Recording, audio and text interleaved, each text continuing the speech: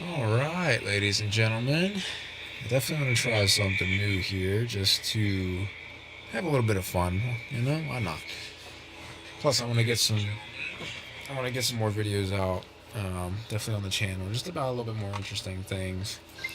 I do have my heater running in the background, so I do apologize for that. If it is too loud, please let me know in the comments. That would definitely be appreciated. But yeah, I figured why not? Why not discuss the sun?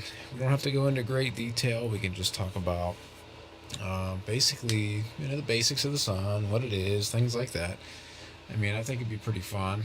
Let me actually drop. Um,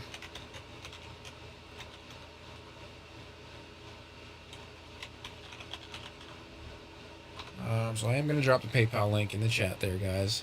If you do, if you feel inclined to donate to the channel, that would definitely be appreciated.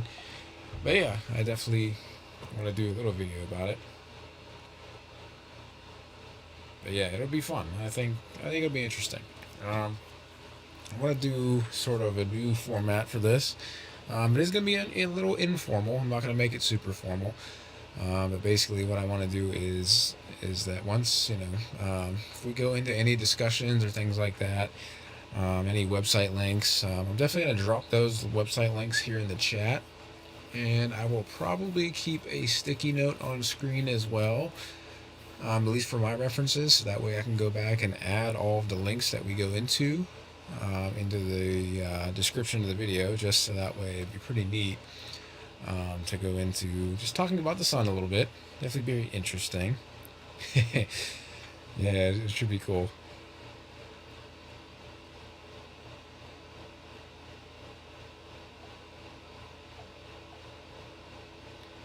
Sorry guys, let me get this situated on my end here. Just appreciate you guys joining me.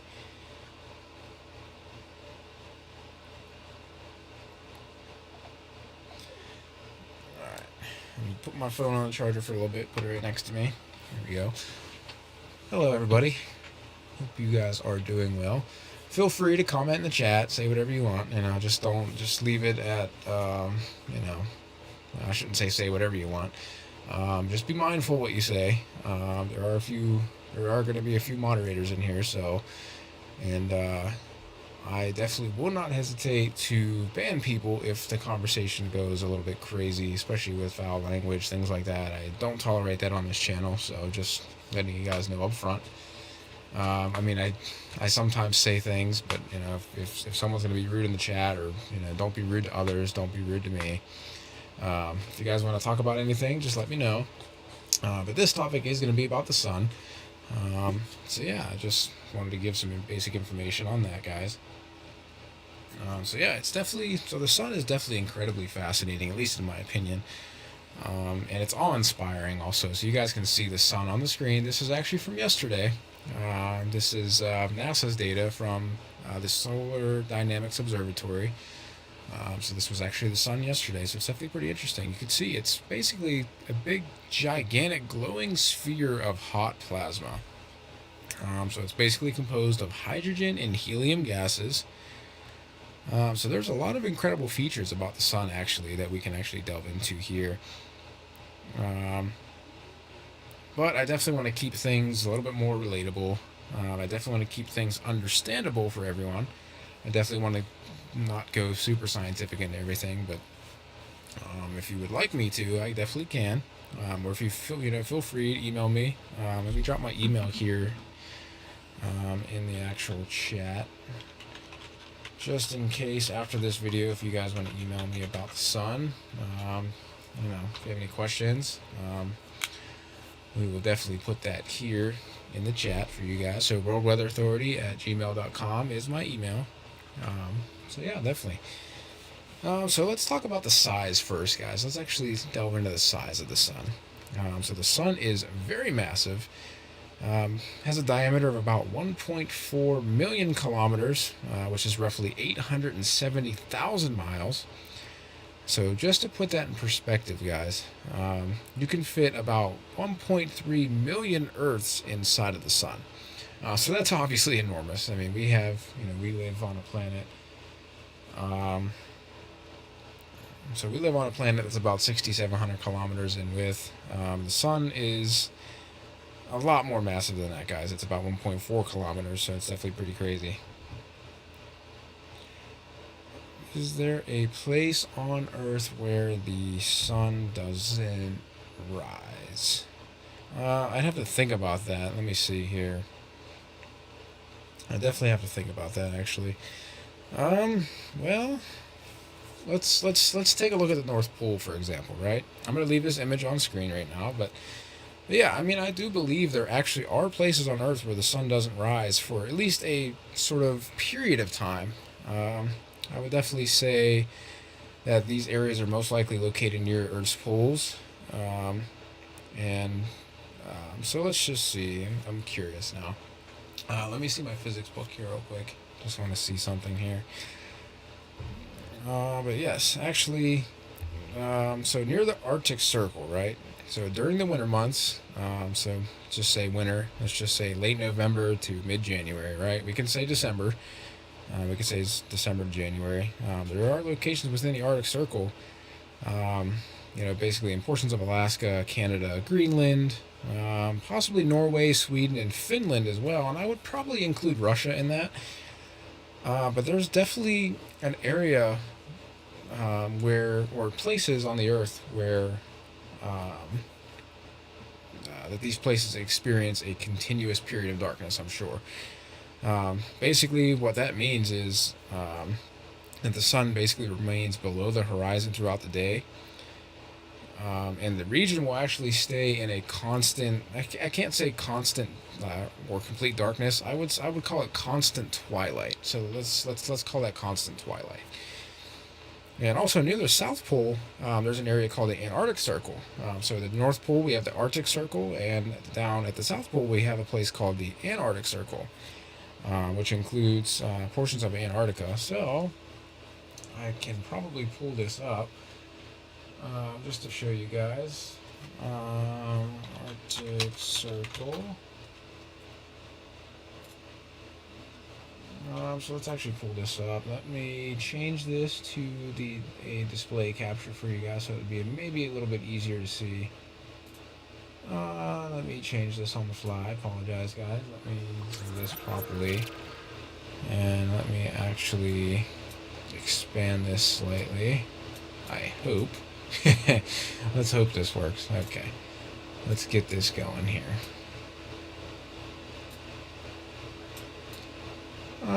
That should be good, right? Alright, so let me get my sticky note out really quickly. Thanks, man. Yeah, you're welcome. So let me get that out and we will see what's going on with it. Let me put this on a different screen so that way it isn't really in the way of anything. It's probably easier to do it that way. There we go. I definitely want to try to keep everything in place. Alright, so let's go back to what we were looking at. Alright, so let's go to the Arctic Circle, right? Also, thank you for the question. Definitely appreciate that. And yes, there's places that lose 3 months of sunlight, polar nights. Yeah, I mean, yeah, I would agree with that. So let's open this image here. So let me see here. We can copy this. Let me post this link into the chat here. So there's the link to this image here on screen. So here's the Arctic region. So this is the Arctic Circle to the north. So that does include Russia, Alaska, Canada, Greenland, Denmark, almost Iceland, a little sliver of Iceland here, Norway, Sweden, and Finland. So yes, I was correct on that. But yeah, it's definitely pretty interesting. And then let me pull up the Antarctic Circle also.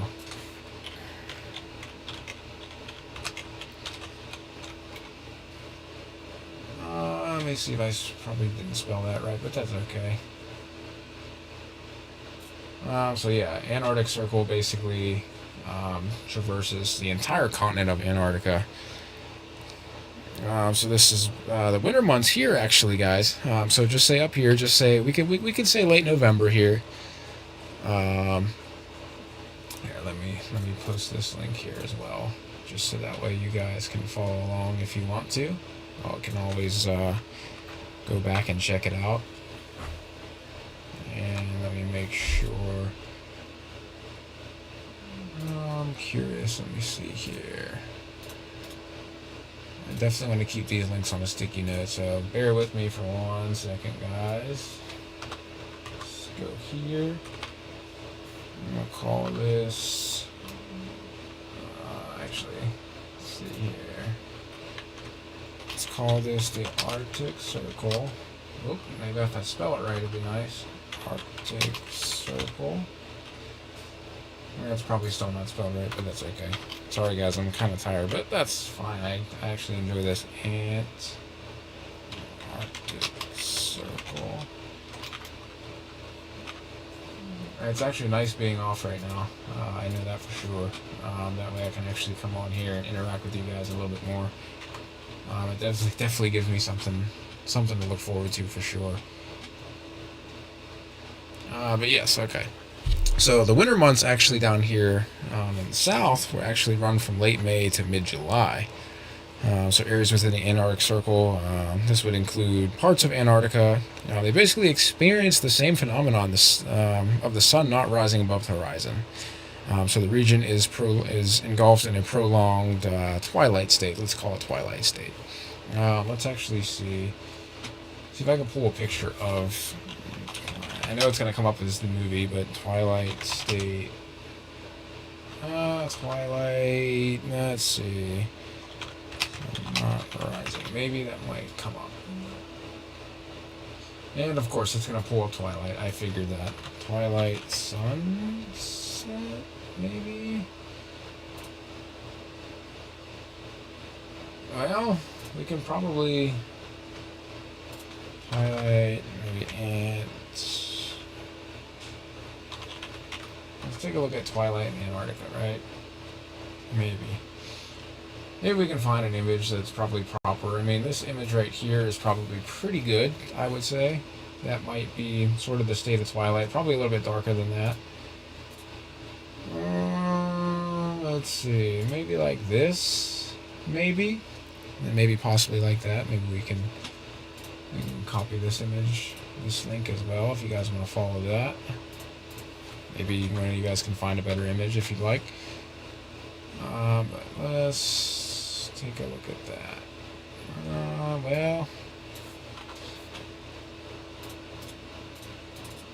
let me actually put this in a sticky note because unfortunately that link is too long to post in the chat, but that's fine. We will look at Twilight Antarctica. So let's keep it Twilight Antarctica for now. Okay. So it's definitely interesting. So we can keep that image on screen for now. Over here, I guess, right? We can keep that on screen. And I definitely... Hang on 1 second, guys. I want to check something real quick.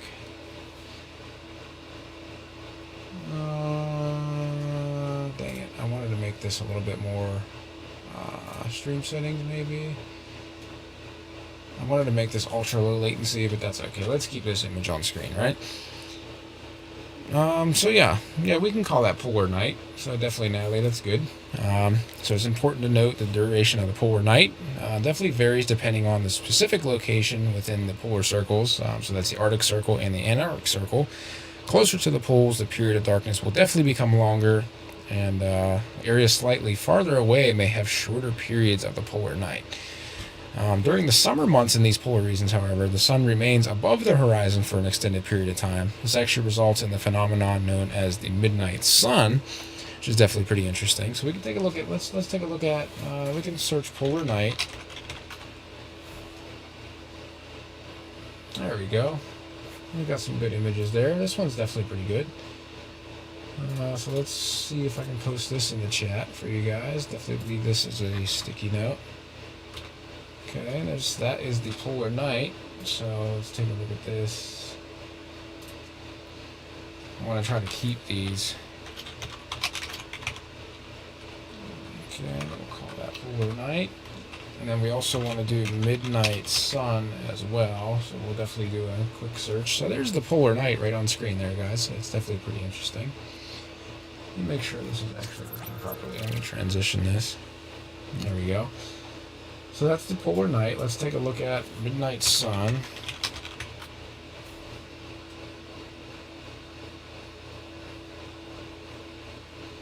And of course it's going to be a movie. Okay. Let me spell that wrong. That's okay. No worries. Just want to see something here. I want to see how well this actually turns out. I noticed there's a little bit of lag in the stream. I do apologize for that, but we're going okay. So yeah, here's a good image. Antarctica midnight sun, definitely pretty interesting. So let's take that link actually, and we will copy that link. Let's see if I can post that in the chat. If you guys want to follow along there. Very interesting indeed. Alright, so that way we can place a sticky note there. That way I know that I can post these in the description later. Let me not drop my drink. It would be very bad.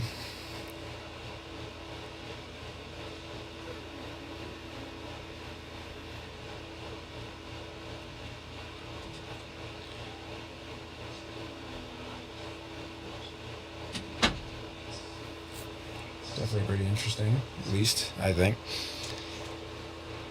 So let me give you sort of maybe I can give you a better definition of the polar night. That might be better. Let's switch back to the sun here.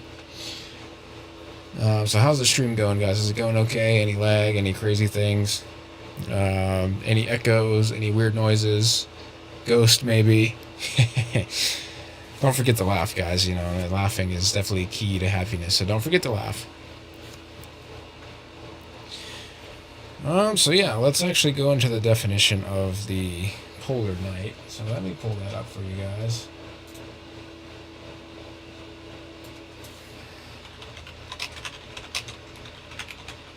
So let's actually go into that. Might as well, right? Let's actually take a look at some of the polar night. Okay, so this is a Wikipedia page, probably not very good, but so let's take a look at these words, right?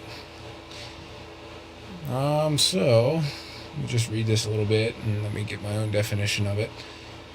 Okay, it's very interesting.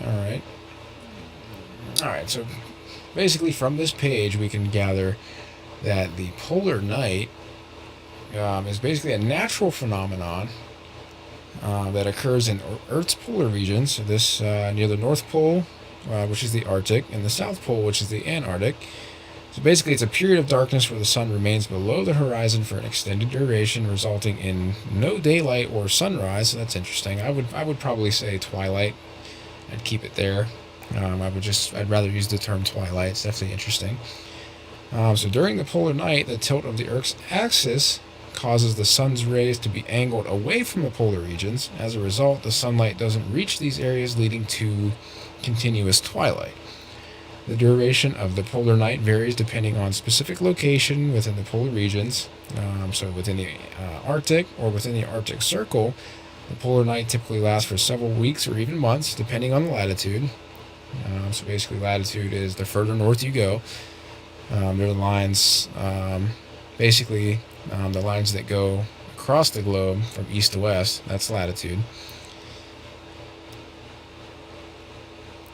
And it's interesting, so I'm checking out my physics book here as well. At the North Pole itself, the polar night can extend about 6 months. So that's definitely interesting.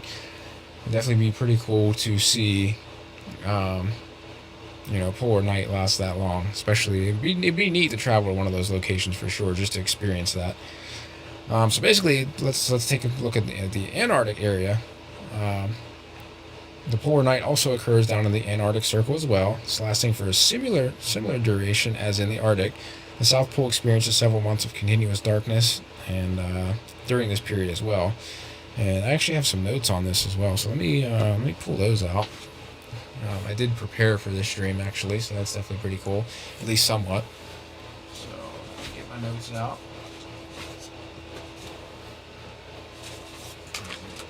Alright, I'll get those out. Alright, so during the summer months, the polar region experiences a phenomenon known as the midnight sun, which we talked about, where the sun remains above the horizon for 24 hours, resulting in continuous daylight. This is the counterpart to the polar night, creating unique and contrasting conditions in these extreme regions of the Earth. So that's definitely pretty interesting. So you can definitely take a look at some of these images here. We can definitely zoom in on them as well. So this is the characteristic polar night blue twilight. This is in Norway. I am not going to try to pronounce that. Don't want to butcher that. This is in the South Pole, polar night, and the aurora australis at the South Pole. So fun fact, it's actually called aurora borealis in the north and aurora australis in the south. Very interesting. We'll go into that a little bit too. This is the polar night in Russia, so that's pretty cool. Very interesting indeed. Yeah, some of these images are very, very pretty. That's in Norway. That's very nice, actually. And we go down here as well. This is in Norway. This is in the Nordkinn Peninsula, mainland Europe's northernmost peninsula. So that's pretty neat. Definitely learn a few more interesting facts here, but that's cool. Polar night, very, very interesting. It's pretty neat, actually.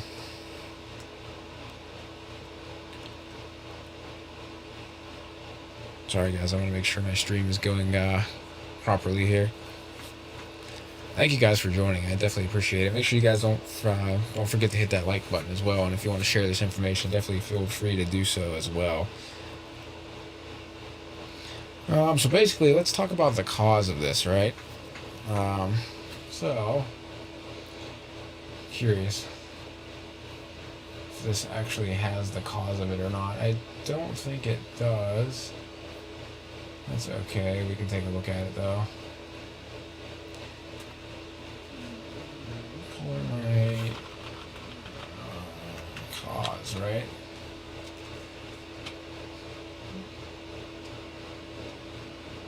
That's interesting. Well, that's okay. We can stay on that. I can stay on that Wikipedia page. No worries at all. So basically, the polar night. Let me just run down you guys here. Let me just give you a nice little detail here.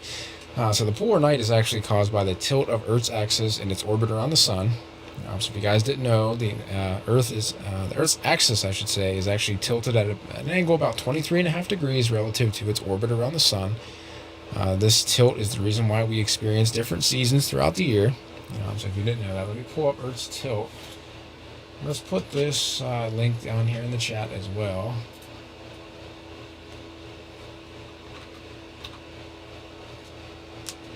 So let's actually put that there. And we will put this, let's call this polar night. We'll call it Wiki.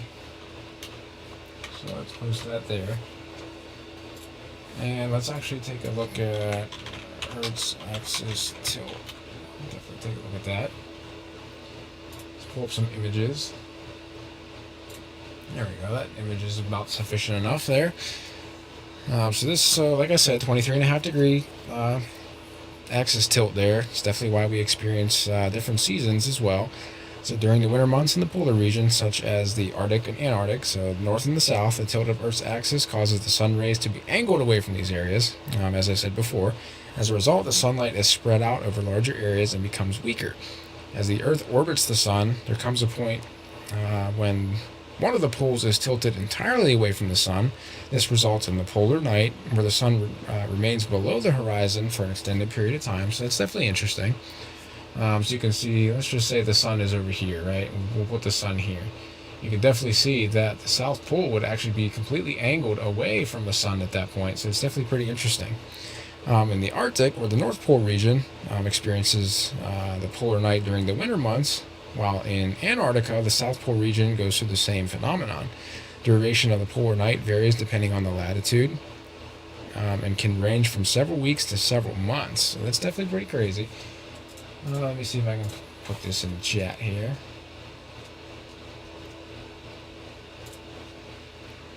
There we go. It's 234 characters. All right. Well, just you guys can do a quick Google search of Earth's axis tilt.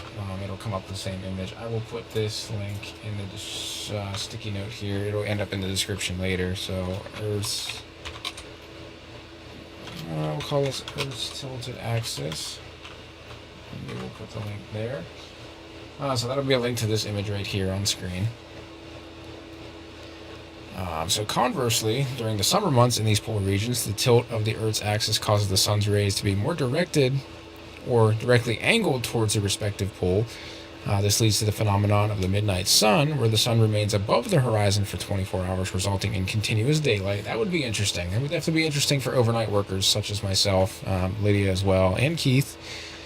That would be definitely pretty crazy. I couldn't imagine the sun being out the entire time. I'm not sure if that would make me feel tired or if that would just screw with me a lot. I think it would definitely screw with me. So the polar night is caused by the Earth's axial tilt and its orbital position, which results in the sun rays being angled away from the polar regions during their respective winter seasons. So it's definitely pretty cool. So let's go back to... Let me take this display capture off again. We're going to go back to... Let's see here. Let's put the sun back up, guys. So it's definitely pretty interesting.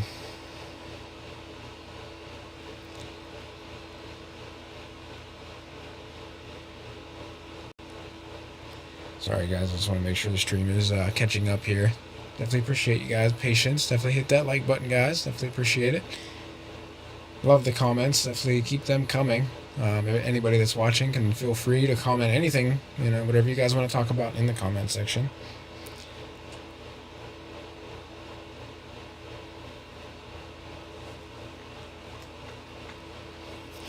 So we can actually go into the regions of the sun if you would like. So we can go into like a basic exploration of the sun here. So this is stuff that I am very, very well versed in. So that's definitely good news. I'm definitely well versed in the actual. Let me see here. Oops, hit that twice. My bad. Did not mean to do that. So let me pull this up. Let me pull up an image of the actual regions of the sun here. We'll definitely, the layers of the sun, I should say, we'll definitely go through them. Let's see here.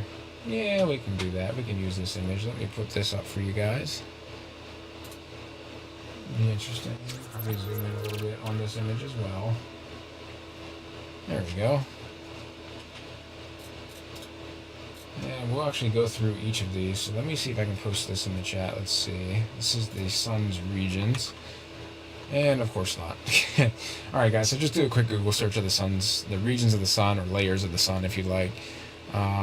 Again, some of these links are going to be a little bit longer than what the chat can handle, so we're actually going to post these in the description later.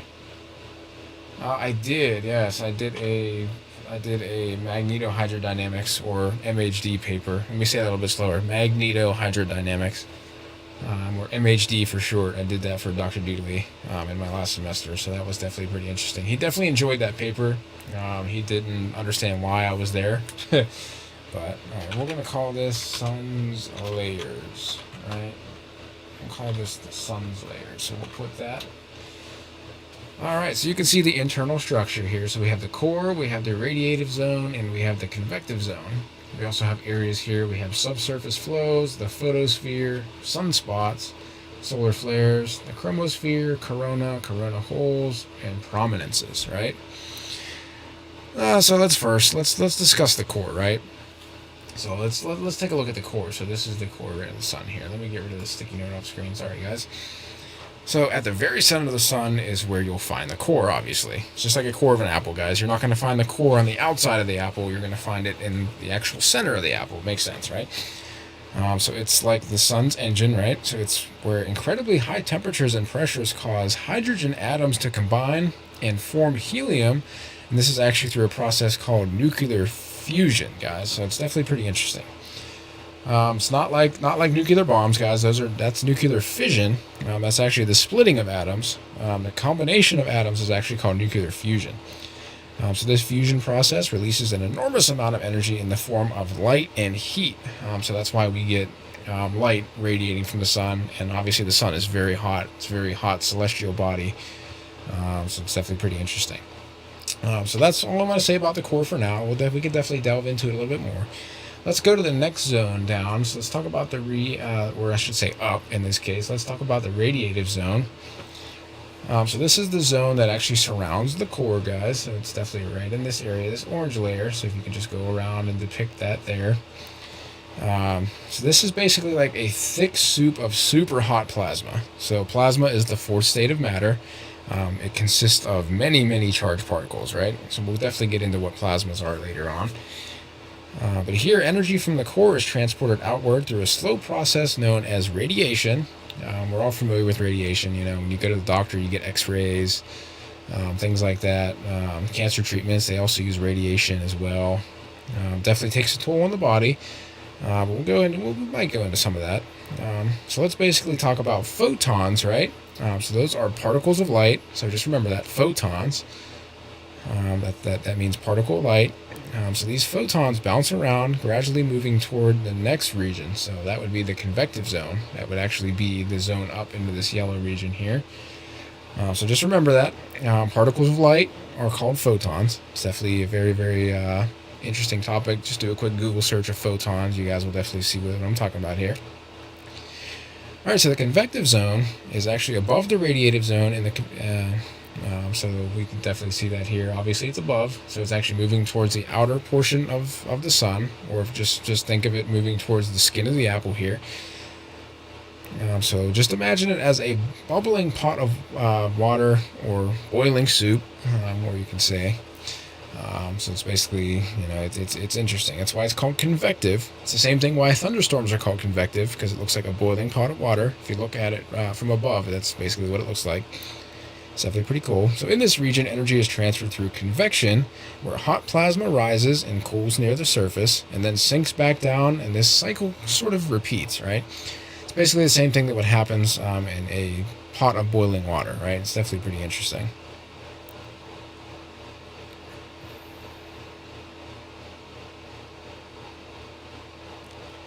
Let me see. I'm trying to think if I should go into that or not, right? So let's just say, all right, I'm gonna have to go into this a little bit just because it's definitely pretty interesting, right? So just think of a pot of boiling water on your stove, right? Just think about that. So it's definitely very fascinating processes that involve changes in temperature and energy transfer, right? So basically, what is boiling, right? Boiling is when water is heated and its temperature gradually rises, right? At a certain point, it's usually around 100 degrees Celsius or 212 degrees Fahrenheit at sea level. Let's say at sea level. Sea level is 1,013 millibars. So water starts to boil, right? Boiling occurs when the heat energy supplied to the water causes molecules to gain energy, enough energy to overcome the attractive forces holding them together, right? So during the boiling process, the heated water undergoes a phase change from a liquid to a gas. The water molecule at the surface gains sufficient energy to break free from the liquid phase and enter the gaseous phase, forming water vapor or steam. So that's why when you're boiling water, you get a lot of steam, things like that. It's because the water, the liquid water itself, gains enough energy to actually transition out into the open air as steam, right? So this process happens throughout the volume of the liquid, and it doesn't happen just at the surface, so it's pretty interesting. The formation of bubbles in the water is obviously a visible sign of boiling. As the water vapor forms within the liquid, it creates bubbles that rise to the surface and escape into the air. So this continuous formation and escape of bubbles is what we observe as boiling. So it's definitely pretty interesting. And it's pretty cool how it actually cools, like, when water sort of cools down as it interacts with the air as well. So basically, during the cooling process, water loses heat energy, and its temperature will actually decrease, and it will undergo a process known as cooling. So there's a few ways in which water can cool. We could definitely go into some of them, just briefly. Let's look up conduction. Let's look up conduction first. So that's funny. Yeah, let's go into conduction first, all right? So we'll get that image off screen. Let's see. I hope this actually pulls up some interesting things.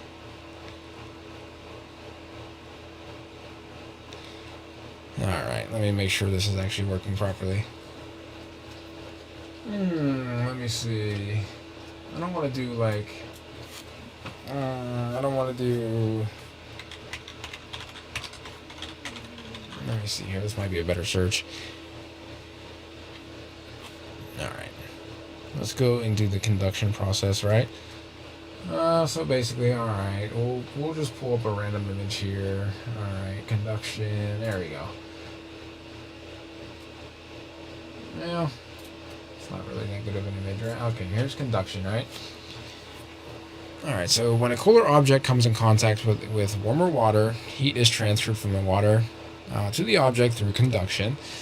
So that's why when you touch the outside of your pot, you know, you're going to get burned. I'm sorry, but that's what's going to happen. So basically, water molecules are transferring their energy to the molecules of the cooler object, causing the water to cool down, but the object is actually going to heat up as well. And this is basically what happens in the image below here. So the pot is actually, before you put it on the stove, is obviously going to be colder than the stove itself, right? As you can see by the sort of hot rings there, you can see that the heat is traveling through those. So it's definitely pretty interesting. So that's basically what happens. So the water inside, or whatever you have inside of that pot, that heat is actually going to conduct itself into the pot there. Since metal is a very, very good conductor, you're going to get the heat transfer going into the pot and then eventually going into the liquid or whatever you got going on the stove, right? So that's basically what conduction is. It's basically just the transfer of heat from one object to another, right? Then we can talk about convection. So let me see here. Let me put this. It's probably going to be too long to put in the chat. Some of these links are very, very long, unfortunately. That's why I'm keeping sticky notes. Oh, there we go. There's conduction. You can do a quick Google search of conduction there. Alright, conduction.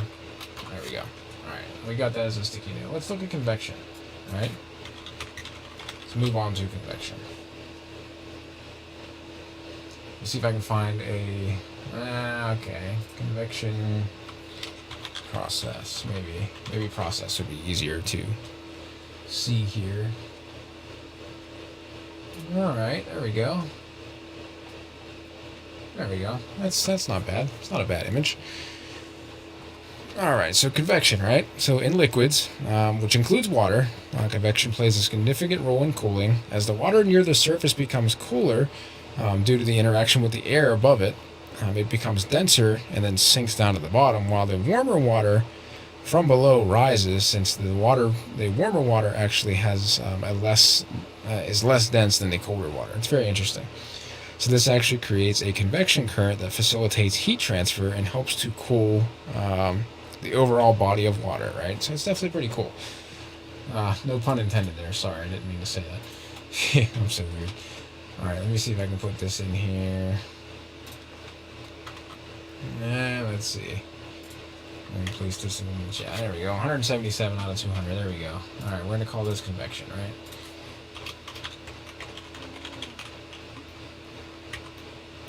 There we go. Don't have to put all these in there. I guess I can keep going. But yeah, that's basically what it is. Let me turn the heat off real quick. It's kind of toasty in here. It's actually reading about 71 degrees in the office right now, so that's pretty dang good.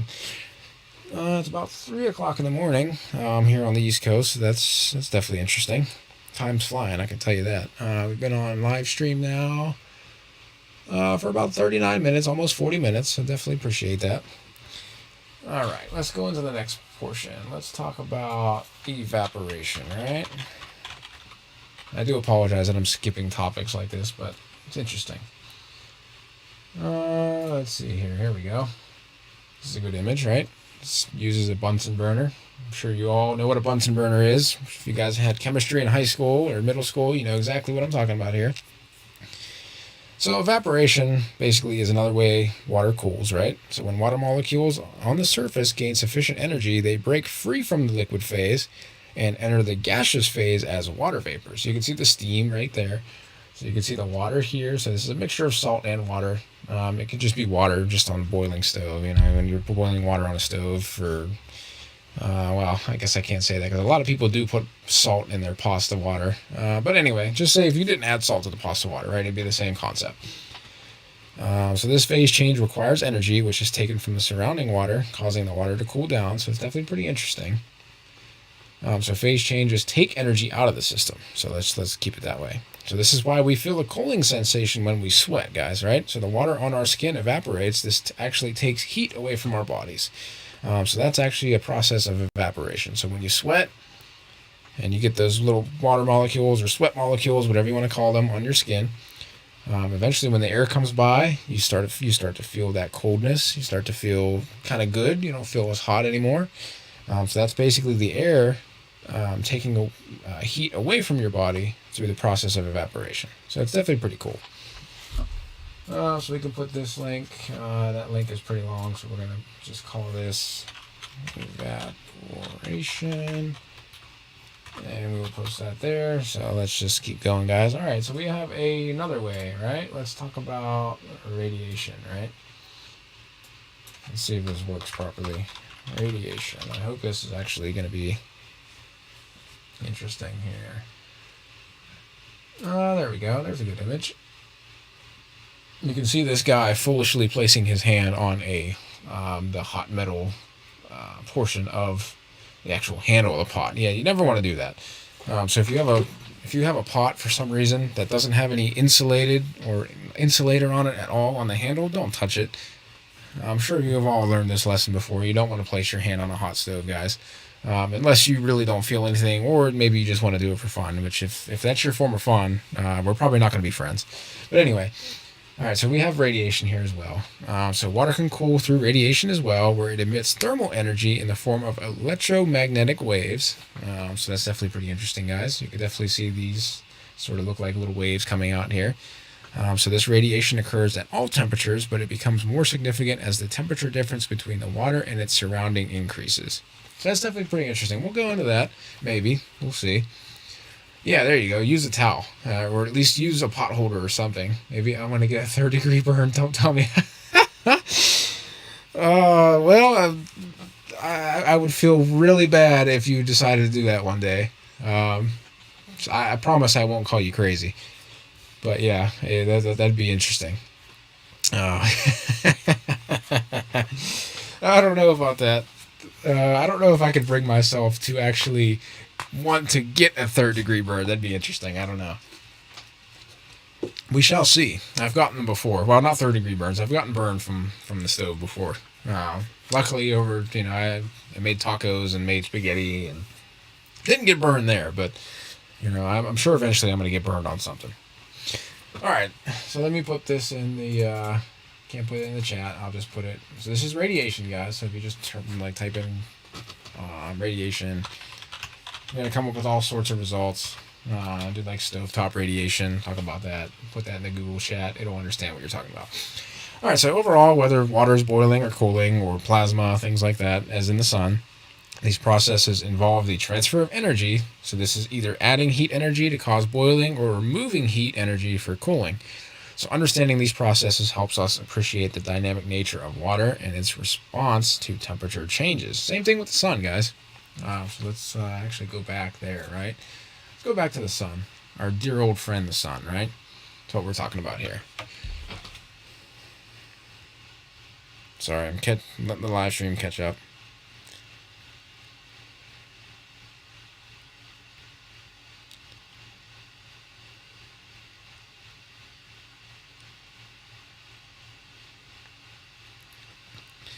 Alright, I think we're okay there. So let's actually go. Alright, let's go back. Let's go back to the region of the sun. Gotta try everything at least once. Yes, I agree with that. I agree with that 100%. Everything needs to be tried at least once. Or else, what kind of life are you living, right? Alright, so let's see here. Let's call this layers of the sun. Alright, let's Google that. Once again, let's see if we can find it. Alright, here we go. Here's the same image that we had earlier. So let's take a look at that.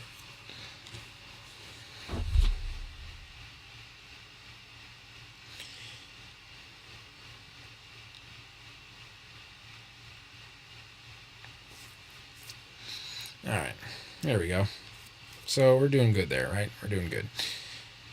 All right, so let's talk about the photosphere next. Why not? Let's talk about the photosphere. So let's see this little skin layer here. That's called the photosphere. All right.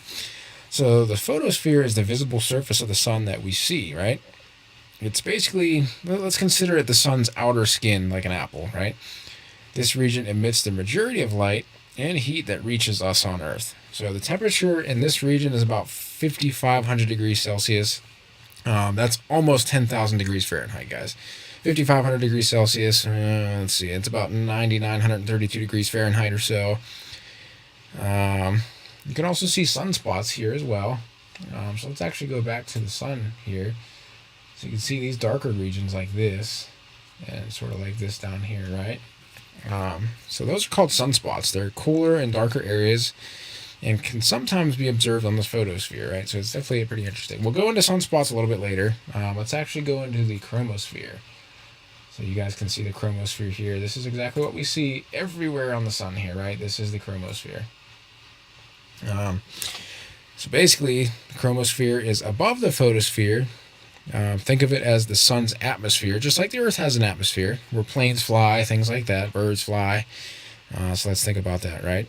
So it appears as the reddish glow around the sun during a total solar eclipse. The sun's chromosphere is slightly colder than this photosphere, but it still reaches very high temperatures. So it's definitely pretty cool. So basically, that's where we get a lot of heat. Sorry, that's I shouldn't say that. Photosphere is where the heat and energy comes from the sun and light. Chromosphere is like the atmosphere of the sun, right? Definitely pretty interesting. Now let's talk about the corona, which is very interesting. So right out here, guys, way out here is called the corona. So this is beyond the chromosphere, extending far into space. So just imagine it as sort of, I guess I can word it that way. Imagine it as the sun's halo, right? So the corona is incredibly hot, reaching temperatures of several million degrees Celsius, guys. So that's definitely pretty crazy. It's visible during a total solar eclipse, sort of as a faint pearly white outer ring around the darkened sun, right? So if you see that little sort of whitish area around like the solar eclipse, you're basically looking at the sun's corona, right? It's actually super hot, superheated gas, right? Superheated plasma. Superheated particles, I should say. Several million degrees Celsius, guys. That's very, very hot. You don't want to be caught in that, right? Yeah, it's definitely interesting. So it's comprised of highly ionized gases and is the source of the solar wind, which is a stream of charged particles that flow throughout the solar system, right? So that's basically the main regions of the sun that I wanted to discuss here. So obviously all of them play a role in the sun's energy production and overall structure. So basically the core from its nuclear fusion to the sun's light and heat emission. Understanding these regions can definitely help us appreciate the sun's remarkable nature and its impact on our solar system. Definitely pretty interesting, right? Coronal holes are cool. We'll go into those a little bit. But yeah, let's actually look at that real quick. Let's talk about nuclear fusion, right? Let's talk about nuclear fusion.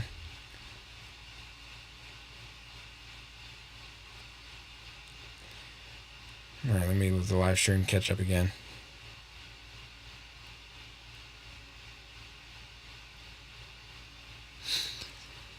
All right, nuclear fusion, right? Guess we can do a Google search of nuclear fusion. We can go to Wikipedia. Let's put the link in chat here. Let's put this in here. Let's put some nuclear fusion in here. Why not? So this happens at the core of the sun, right? This is actually what humans or mankind, what we, I guess I should say, even though some of us don't feel human sometimes. But yeah, this is what we are trying to replicate on Earth, right? It's definitely a scary topic. It really is. But we'll definitely go into it. Sorry for the lag here, guys. Let me make sure this is actually working properly. All right, so here's the wiki link. And let's talk about nuclear fusion, right? Put that in the sticky note there. Let me zoom in on this paragraph a little bit. That way you guys can see it. I'm sure it's lagging a little bit, but that's okay. So basically, right, nuclear fusion is definitely an amazing process, guys. I've studied this very heavily in physics with Dr. Dieterle.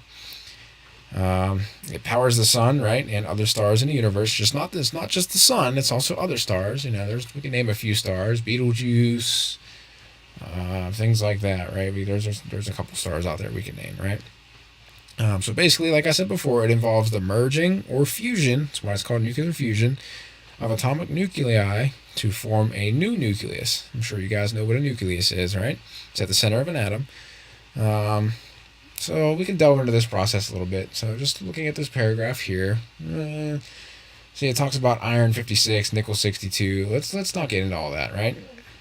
So atoms, right? We all know what an atom is. It's the building block of matter. Consists of a central nucleus composed of protons and neutrons, right? We all know that. We all know what the atom is. Surrounded by an orbiting electron cloud, right? So nuclear fusion occurs when two atomic nuclei, typically of light elements, so light elements would be not like light, not like bright light. We're talking about light, as in like featherweight types, things like that, right? Yeah, Draco's another one. So basically, light elements, like hydrogen, right? They combine to form heavier nucleus, right? So in order to make this happen, extreme conditions of high temperature and pressure are required, guys. So these conditions are found in the core of stars, such as our sun. In the sun's core, temperatures reach about 15 million degrees Celsius, or about 27 million degrees Fahrenheit, guys. So that's definitely pretty crazy, right? Just imagine being at the core of the sun and experiencing 27 million degrees Fahrenheit. I mean, we've all dealt with 100-degree days with high humidity, things like that. But just imagine being at 27 million degrees. I mean, that's absolutely insane.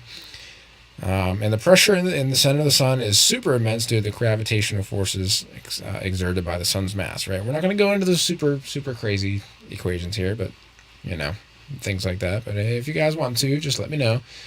If you want to go into some interesting things, right? So during nuclear fusion, hydrogen atoms combine together to form helium atoms. So in the sun's core, protons from hydrogen nuclei collide with each other at very, very high speeds. These collisions overcome the electrostatic repulsion between the positively charged protons, allowing them to get close enough for the strong nuclear force to bind them together. So the strong nuclear force is definitely an interesting, very, very interesting force. We can definitely go into that a little bit later, or maybe in another video.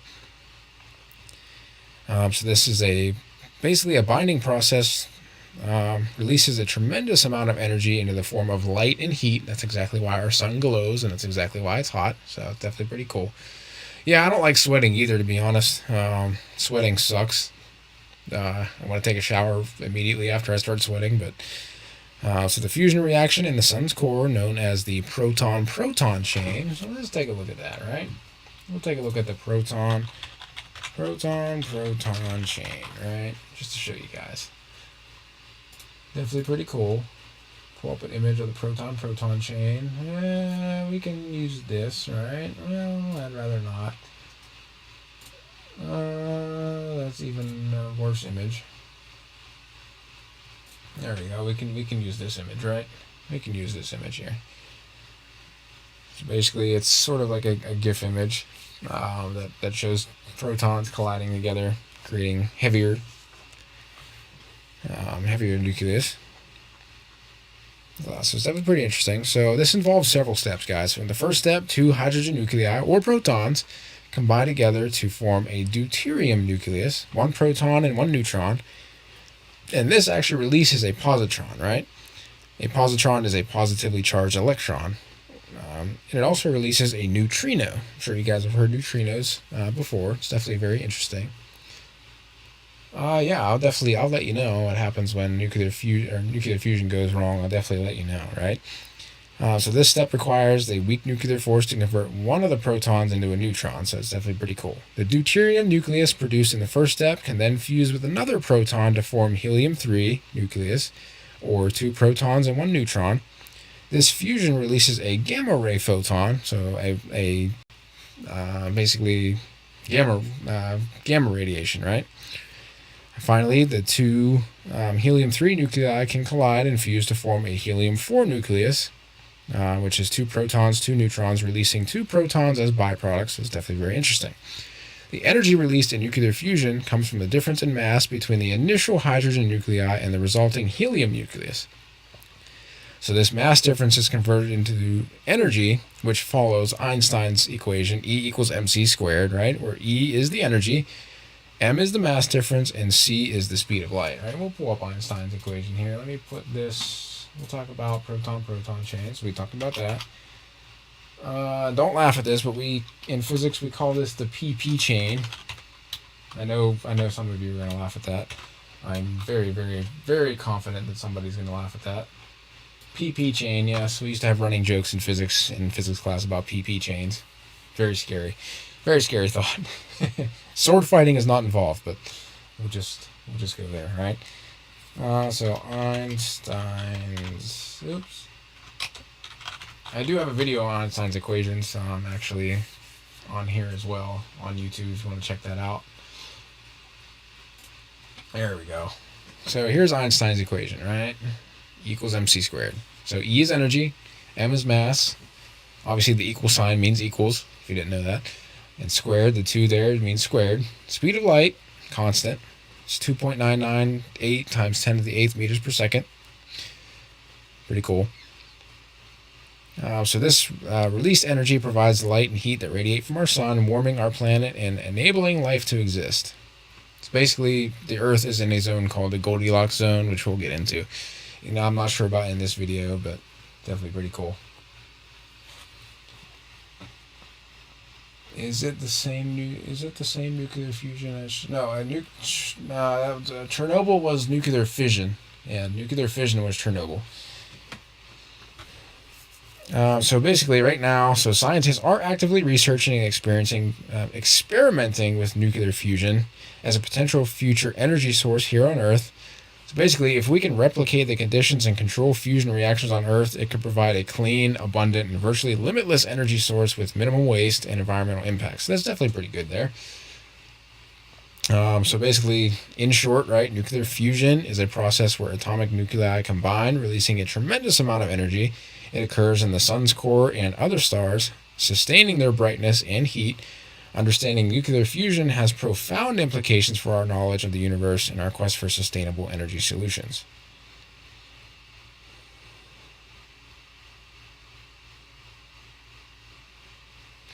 All right, so let's answer that question, right? Let's talk about what happens if nuclear fusion goes wrong, right? Let's talk about that first. So that's definitely pretty cool. All right. So nuclear fusion, obviously, we've talked about this, is an extremely powerful process that occurs naturally in the cores of stars like the sun, right? So, but when it comes to controlled nuclear fusion experiments on Earth, or maybe the potential fusion power plants, right? There's definitely a shit ton of concerns, and I apologize for using that word, but there is. There's risks, there's safety considerations, things like that. So basically, there's a plethora of potential risk if nuclear fusion goes wrong, right? So we can have an uncontrolled reaction, right? It's not good. We don't want an uncontrolled reaction. So basically, this is the main risk. It's basically the possibility of a runaway fusion reaction, right? Uncontrolled means runaway. So if the fusion process becomes uncontrolled, it can definitely lead to an excessive release of energy and an uncontrolled chain reaction. This could potentially result in the release of intense heat, radiation, and damage to the containment system, right? Or it could possibly mean a massive explosion on unprecedented scales, right? So that's definitely not good. We also have concerns about the plasma itself, right? So in fusion experiments, the fuel for fusion is typically in the form of plasma. So plasma is super hot, electrically charged gas, right? So handling and controlling this plasma can be extremely challenging. The containment system could definitely easily fail, or even if the plasma becomes unstable, it could definitely result in the damage to the equipment, release harmful radiation, or even the potential harm to the personnel, or even loss of life, things like that. You definitely don't want to get involved in that. We also have in fusion, right? So tritium is helium-3, right? Or sorry, hydrogen-3? Yeah, 3 hydrogens is a tritium, right? I believe. So that's basically a radioactive isotope of hydrogen, right? It poses challenges for handling and containment due to its radioactivity and potential health risk, right? So we have to ensure that proper precautions and safety measures will be in place to manage and mitigate the risk associated with tritium. It's definitely not good. And obviously we have environmental risks, right? So nuclear fusion has the potential to be a clean and environmentally friendly energy source. But we've seen Chernobyl, which Chernobyl was fission, not fusion. But just imagine Chernobyl on a scale of about 100 times worse, right? Or maybe even more than that, 1,000 times worse. So that's basically what we'd be dealing with environmental impacts, right? It could definitely be, it would release radioactive material or other hazardous substances beyond what we've even seen at all on our planet so far, right? So this would have major environmental consequences and pose a risk to nearby communities and ecosystems and possibly even the entire globe at that point. So it's definitely not good. So there's a lot of risk with nuclear fusion. And crazily enough, they're actually being studied and evaluated, right? So they're actually producing it on a small scale to where the cleanup and the mess really isn't that great. So fusion research facilities have actually pretty amazing safety protocols and multiple layers of containment, right, to minimize the chances of accidents and mitigate potential risks. So it's definitely pretty interesting.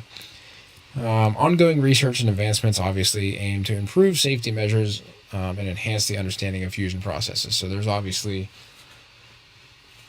so it's definitely pretty crazy. Yeah, Nagasaki was nuclear fission as well. That was a bomb that went off back to sort of bring an end to World War II. So nuclear fission definitely has amazing potential in the future, but unfortunately, there's definitely potential risks and very, very crazy hazards that can definitely go on. If nuclear fusion would go wrong, it would not be good, right? It would not be good at all. It could possibly be planet changing at that point. Not good.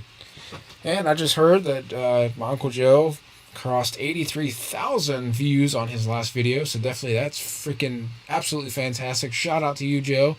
Definitely, guys, check out Guitars and Ghosts on YouTube. But his last video got over 83,000 views. That's absolutely fantastic. So definitely want to give him a shout out real quick on that. So let's see. What else can we talk about here? Definitely talk about some more stuff. But let me see where I left off. So I'm keeping some detailed notes here about where I was, right?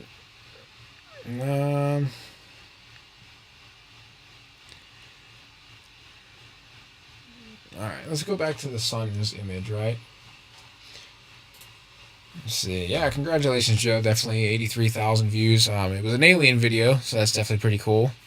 That's where the ghosts come in, Guitars and Ghosts. So it's definitely pretty cool. But it was regarding an alien. Actually, the supposed aliens that invaded Las Vegas, apparently. I'm sure there'd be further details coming out. I don't believe it, to be honest. The guy was too calm. Way too calm in the 911 phone call.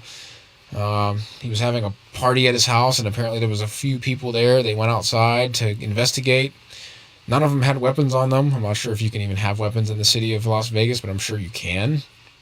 Not sure why none of them had a weapon. I would be out there with a weapon, to be honest. I would definitely be skeptical.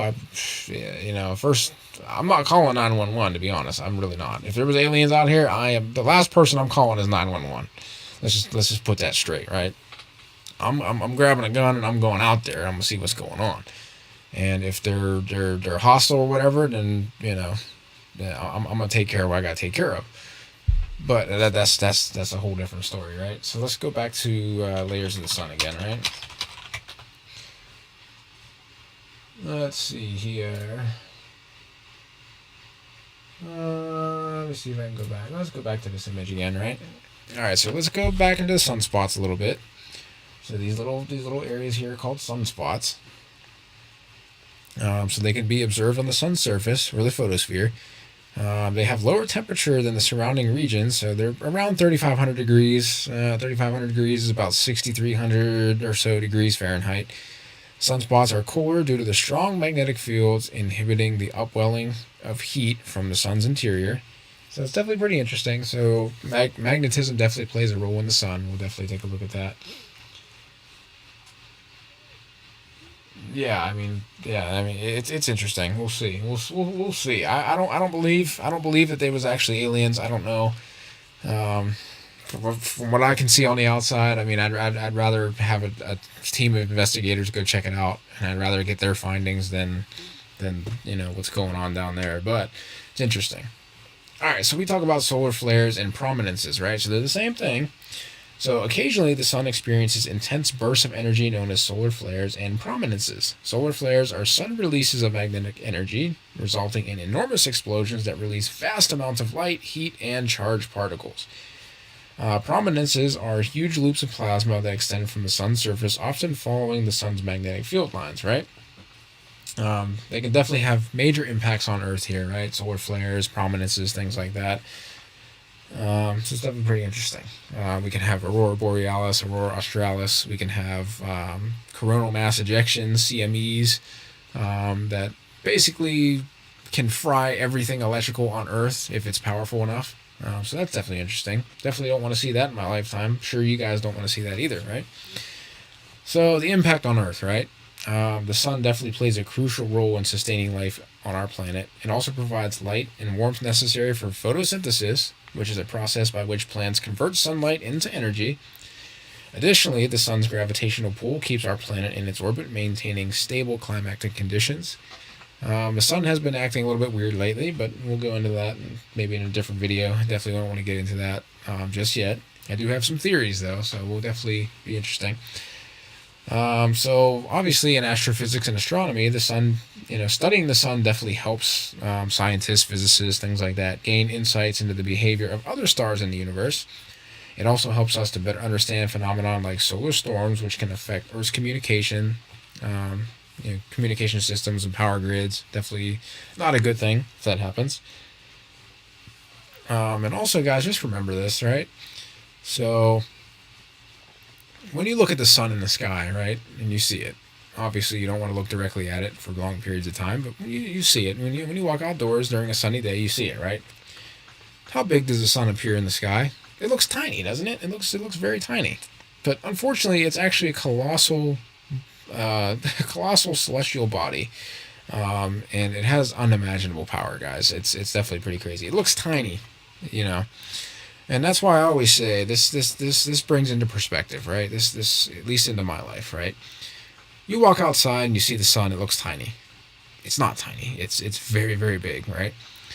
So in life, right?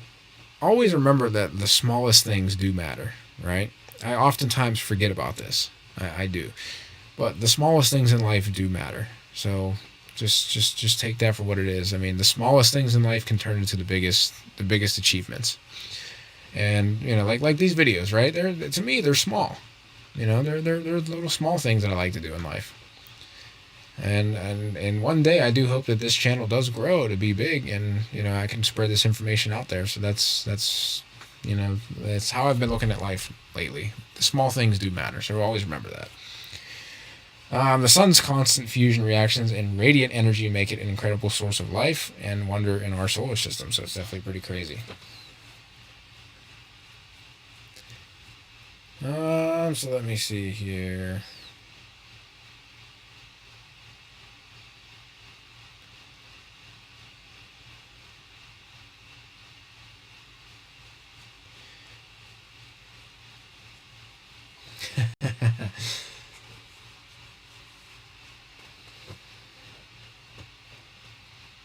Alright, let me let the stream catch up for a minute here. Alright. So obviously we all know, let's see here.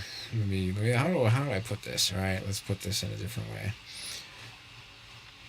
Alright, let's look up an image.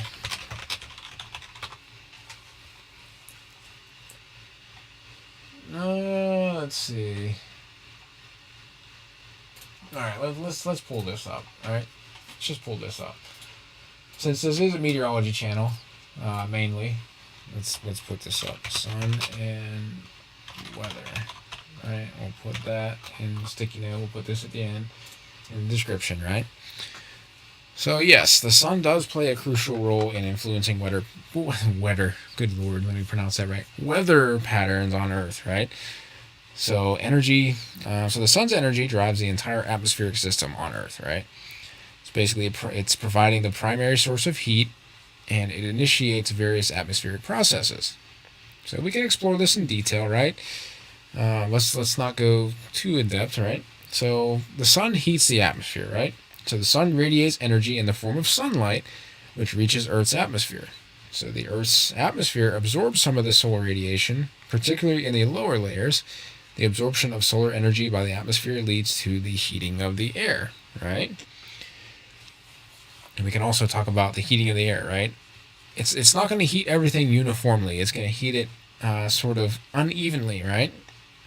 So the sun's energy is not distributed evenly across the Earth's surface due to the curvature of the planet and the tilt of the axis. Yes, I believe that the Earth is a sphere, or at least curved, right? On this channel, I do apologize for any flat earthers that are on this channel, but I'm sorry, the Earth is not flat. I'd make a joke. You know what? I am going to make a joke. If the Earth was flat, cats would have knocked everything off by now. You know, that's what I say. So that's not the reason, but that's my joke. Take it or leave it. All right. So as a result, right, of the curvature and the tilt of the Earth's axis, different regions receive varying amounts of solar radiation at different times, right? So this uneven heating creates temperature differences and sets the stage for atmospheric circulations, right? So basically, it sets the stage for convection. It also sets a stage for something called Hadley cells. So let's take a look at Hadley cells.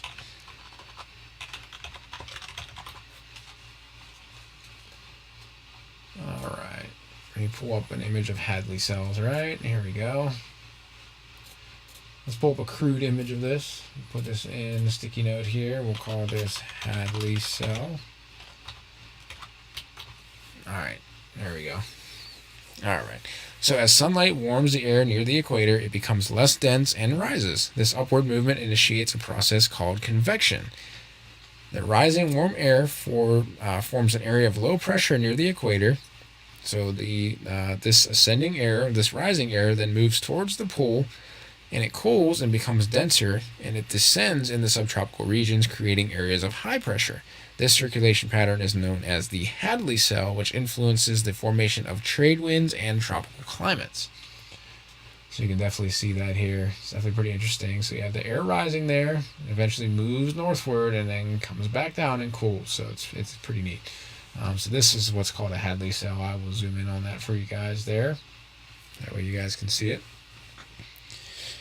We also have things called jet streams, and the sun also influences that, and it also influences mid-latitude weather. Mid-latitude weather being our weather here in the United States. So let's take a look at jet streams. Why not, right? All right, here's a good image of a jet stream. Let's put this in sticky note here, called jet stream. All right. Zoom in on that. All right. So the uneven heating of the Earth's surface also leads to the formation of jet streams, right? These are high-altitude, fast-flowing winds that encircle the planet in both northern and southern hemispheres. So you can see here, this area in red here is what's called a jet stream. Sometimes it's going to be more north, sometimes it's going to be more south. It's definitely pretty interesting, right? So the jet streams are driven by a temperature contrast between the polar regions and the mid-latitudes created by the differential heating of the sun. We'll go into the differential heating of the sun a little bit later.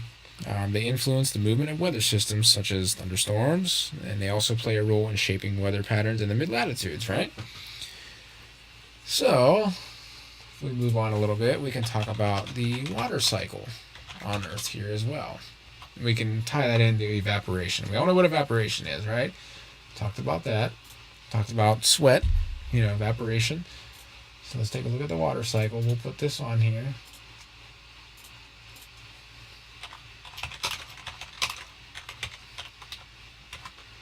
There we go. We'll put that in a sticky note there for the end. All right. So the sun's energy is also responsible for powering a cycle which is known as the water cycle, which is vital for weather patterns, right? So solar radiation heats the Earth's surface, causing bodies of water like oceans, lakes, rivers, streams, creeks, however you want to say it, to evaporate. This process converts liquid water into water vapor, which then rises into the atmosphere. As the warm, moist air rises and cools, it condenses into clouds, eventually leading to precipitation in the form of rain, snow, and other forms of moisture. So this constant recycling of water through the evaporation and precipitation influence weather conditions across the world. So it's definitely pretty interesting, right? We also talked about seasonal changes, right? So the sun's angle and intensity changes throughout the year. This is due to Earth's axial tilt. These changes result in seasonal variations in weather patterns. So during the summer in particular hemisphere, the sun is higher in the sky, providing more direct and concentrated sunlight, leading to more temperatures, aka the summer in that area, right? In contrast, during winter, the sun is lower in the sky and the sunlight is more spread out, resulting in cooler temperatures. Definitely pretty interesting, right? So basically, in short, the sun's energy drives the weather on Earth by heating the atmosphere, creating temperature differences, and initiating atmospheric circulations. So it influences the formation of global wind patterns such as the Hadley cells, which we looked at, and jet streams, which we looked at as well. The sun also powers the water cycle, leading to the formation of clouds and precipitation. So understanding the sun's impact on weather is definitely very crucial for studying and predicting Earth's climate and weather systems. So definitely pretty neat, right? So we definitely enjoy some of that. I definitely enjoy the summer. Fall was my favorite season by far, but just because of, the pretty colors. Pretty colors, I shouldn't say that. Beautiful colors, right? We'll say that. It's definitely pretty neat. So what else shall we talk about? Let's see. I guess we can talk about the differential heating of the sun, right?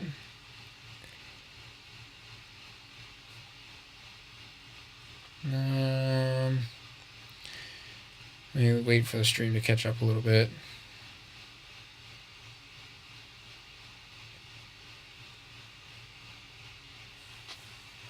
Alright, let's search this. Differential heating of the sun. I'm pretty sure I spelled that wrong. Oh, we don't want to do that now. This is why we do it live, because we like to watch. We really like to watch Zakk screw things up. Show heating of the sun, right? Alright, differential heating of the sun. Yeah, it's Earth. You don't want to look at Earth.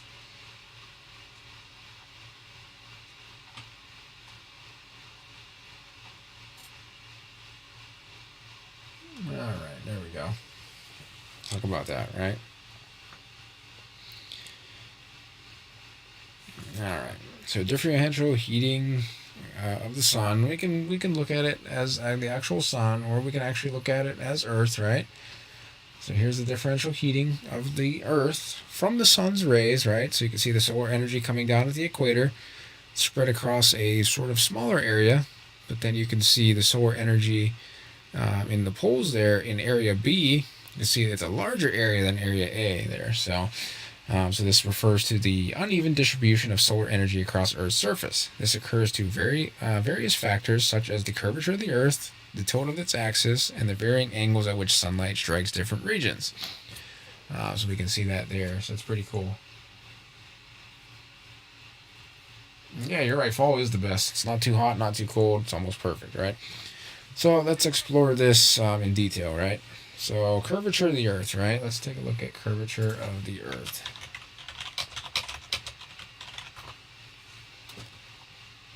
Let's just pull up an image here. Well, let's take a look at this image, right? We'll put this. Oh, let me do that. Let's put this in sticky note. I just realized I didn't put differential heating in there, but that's okay. Earth. Alright, put that there. Alright, so we all see the curvature of the Earth there, right? Some people say that's fake by NASA. I don't believe that. If it was a flat Earth, the equations that I had to endure and all the crazy things that I had to endure in physics and meteorology would have been a hell of a lot easier. All right, so let's say this, right? The Earth is a sphere, right? And when when the sun's rays reach the Earth, they hit a curved surface at different angles, right? So near the equator, the sunlight strikes more directly, nearly perpendicular to the surface, sort of at a 90-degree angle, if you will.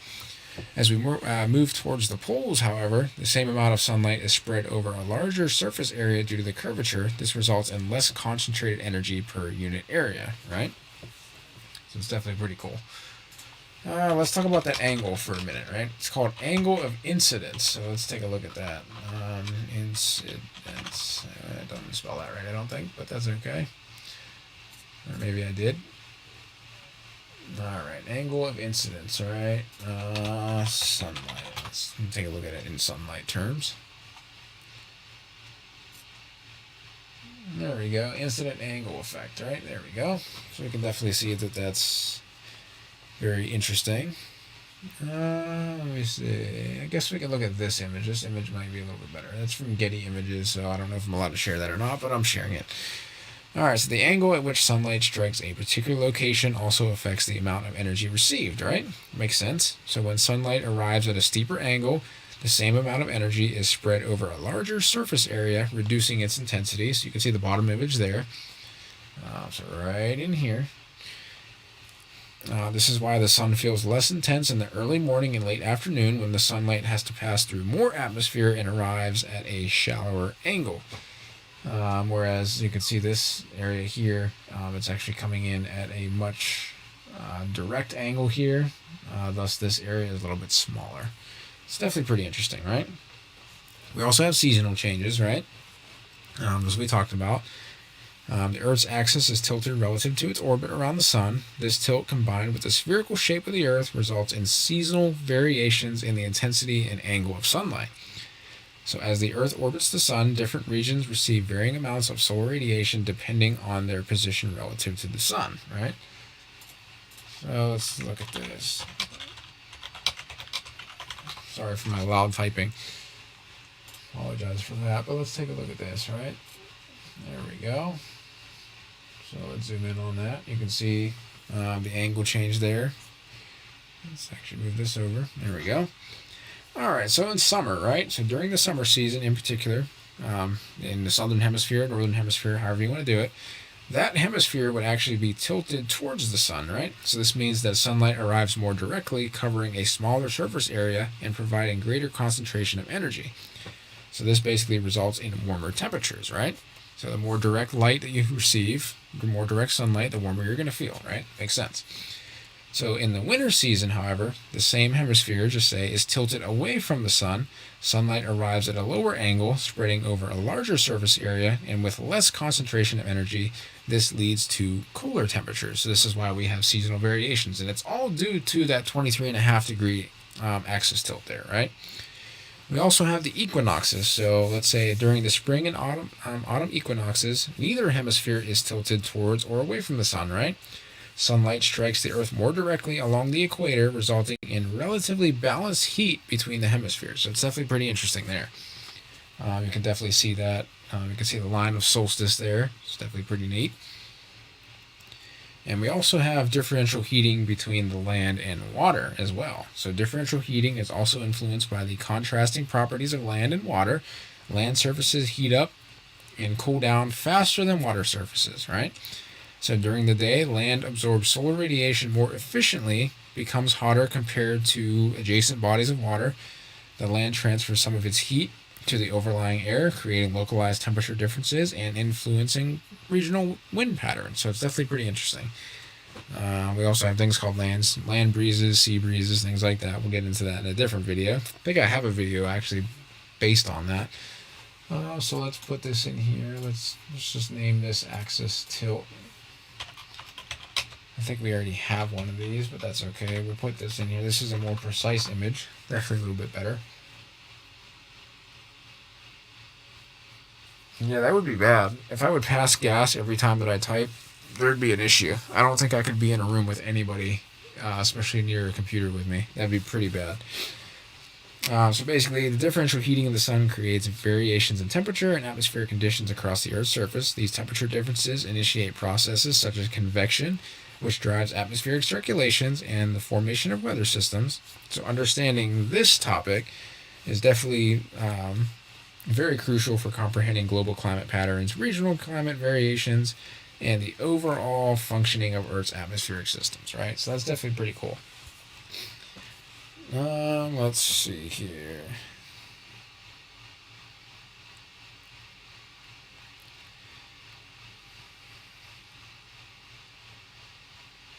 I guess we can talk about cycles of the sun, right? So let's actually go into the solar cycle. And if I would actually type that right, there we go, solar cycle.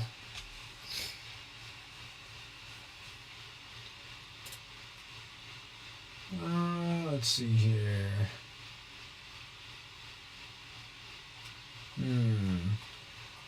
Is this a good image? No, we'll go this one. That's like older years. Let's see here. Okay, that's like 2015.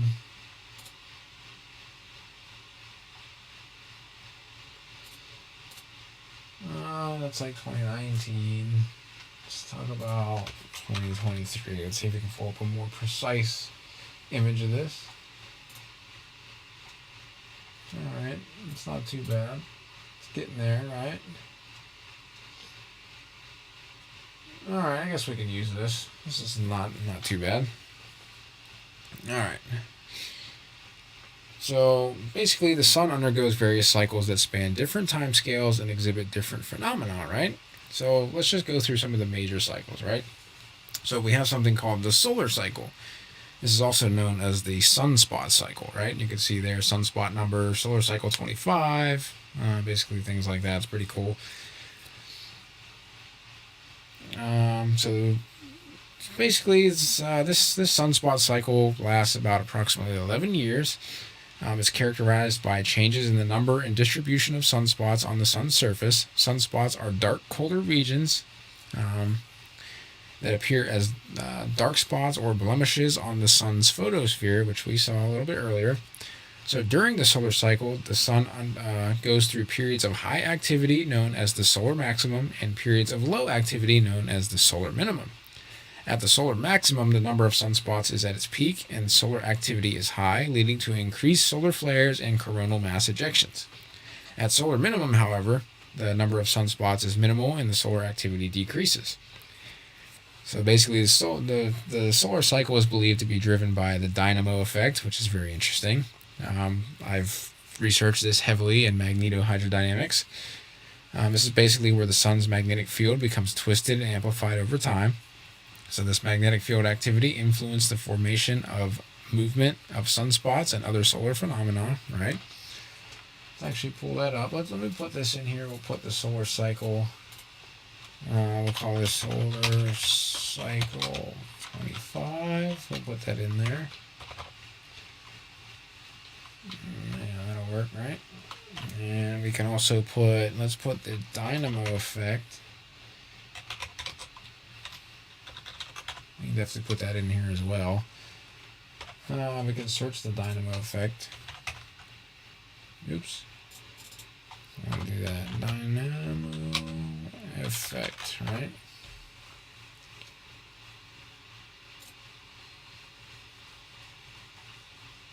Alright, there we go. I'd rather have a good image.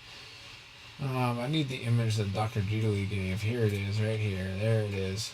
Perfect image, right? We will put this in here. This is the image that Dr. Doodley showed me when I first started researching magnetohydrodynamics, which is pretty interesting. Alright, so that's the Dynamo Effect. If you want to learn more about that, I'll probably do a separate video on that because that's a very interesting effect. It would take probably longer than an hour to go into that. So we can talk about solar flares and CMEs, right, or coronal mass ejections. So let's take a look at these. Alright, let's see here.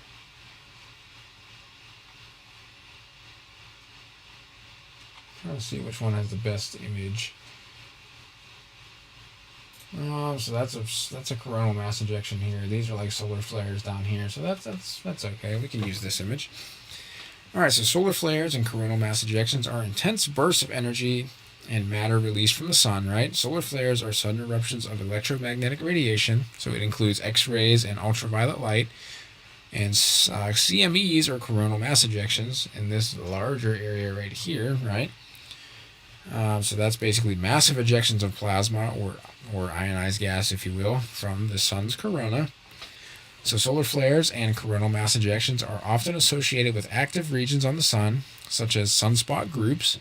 They release a tremendous amount of energy and can have a significant effect on space weather, potentially causing geomagnetic storms here on Earth, disrupting radio communications and affecting satellite operations, right? So that's definitely pretty crazy. We'll label this solar flares and CMEs, coronal mass ejections. Pretty cool.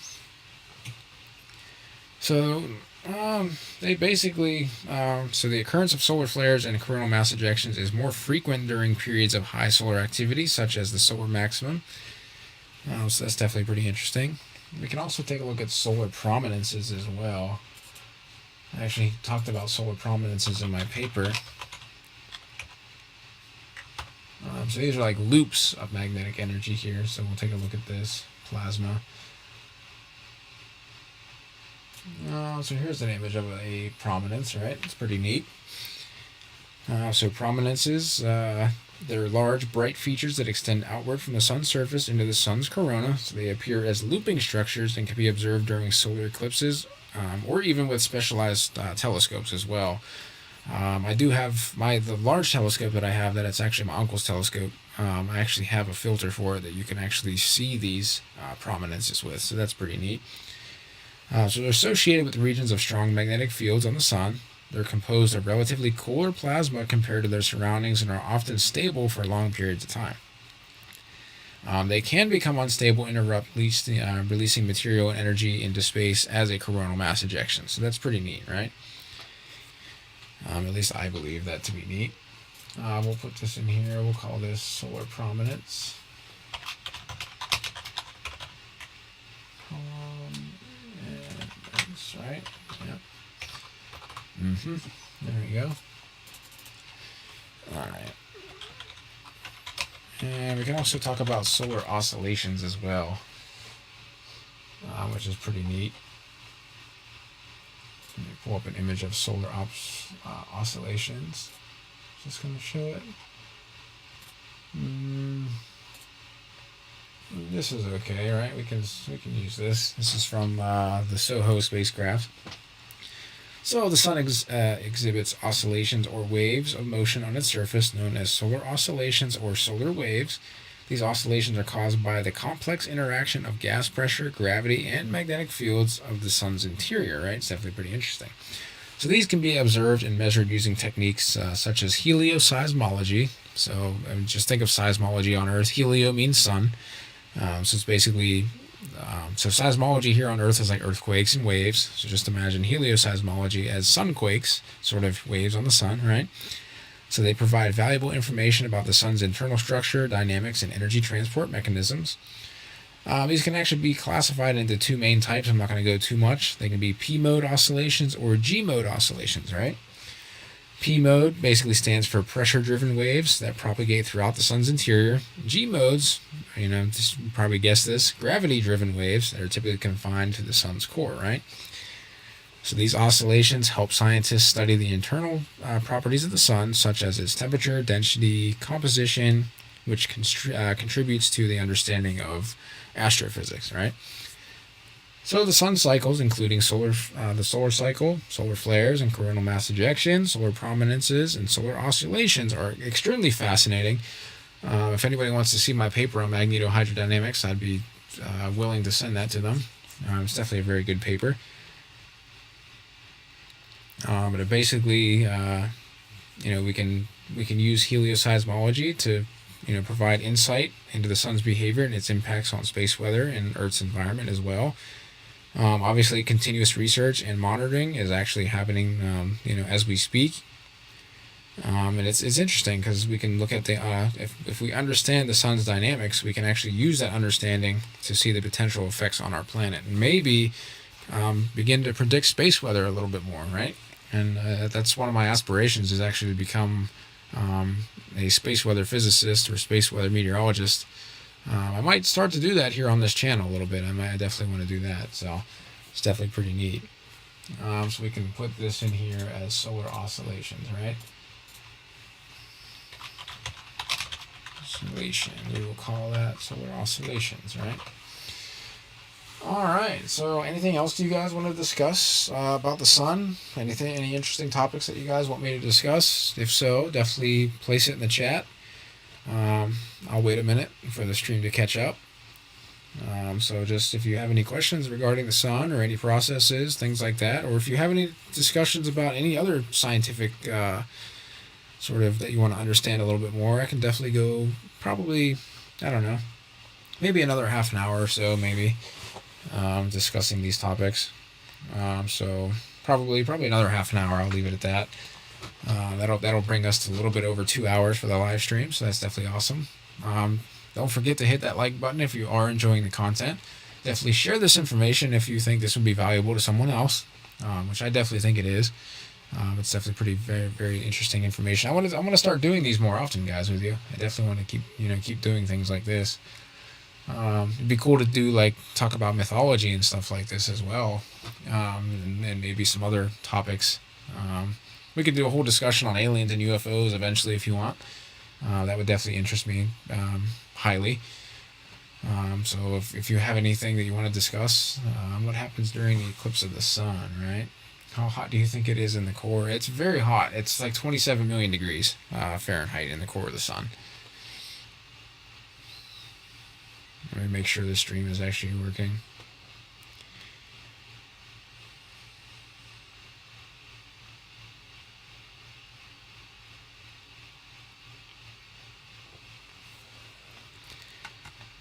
Alright, let's see here. Let's look at the solar eclipse too, right? Yeah, it's about 27 million degrees Fahrenheit at the core, right? Definitely pretty cool. We don't want to do that. We want to go to solar eclipse, right? During an eclipse of the sun. Okay, yeah.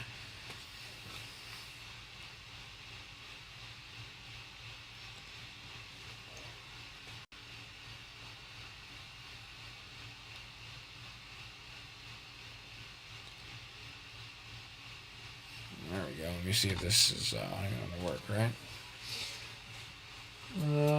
Eclipse of the sun, right? Let's take a look at it.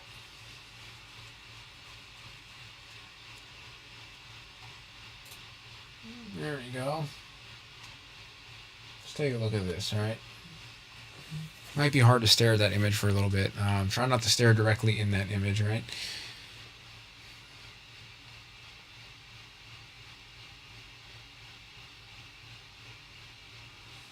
Alright, so basically when the eclipse of the sun happens, right? It's definitely pretty interesting. So we have a very interesting and remarkable astronomical event that occurs, right? It's definitely pretty interesting. So, eclipse, do you want to talk? Okay, eclipse of the sun, right? Let's see.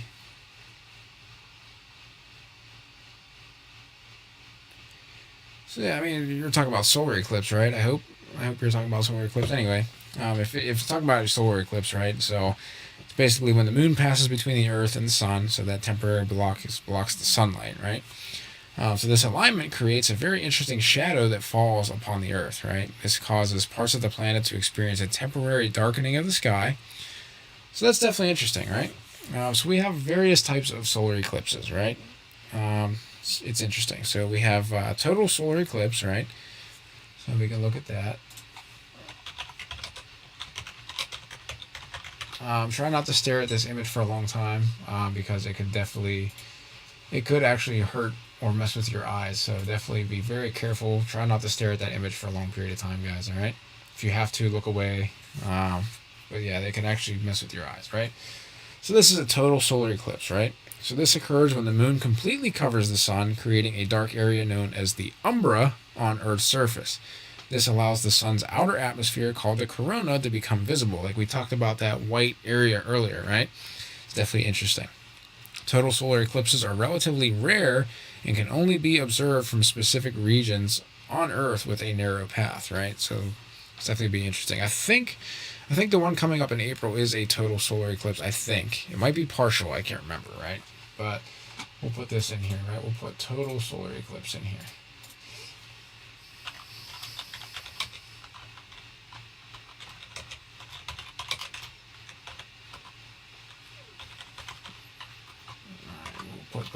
in there, right?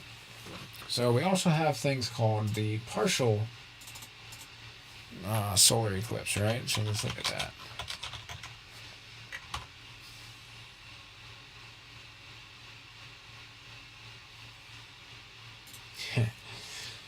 All right, let's take a look at partial solar eclipse, all right? Let's take a look at this image here, right? Well, this image is pretty nice. I like that image. All right, so in a partial solar eclipse, right, the moon partially covers the sun, casting a partial shadow called the penumbra on the Earth, right? So during this type of eclipse, the sun appears as a crescent or a partially covered disk, depending on your location, right? So it's definitely pretty neat. So you could definitely see that it almost looks like somebody took a bite out of the moon. You'd have to have a pretty circular bite there, but it definitely looks like that's what's happening. If the moon is made of cheese, I will do this one day, just letting you know. But no, it's actually pretty interesting. Depends on what cheese it's made out of. If it's Swiss cheese, get that shit away from me.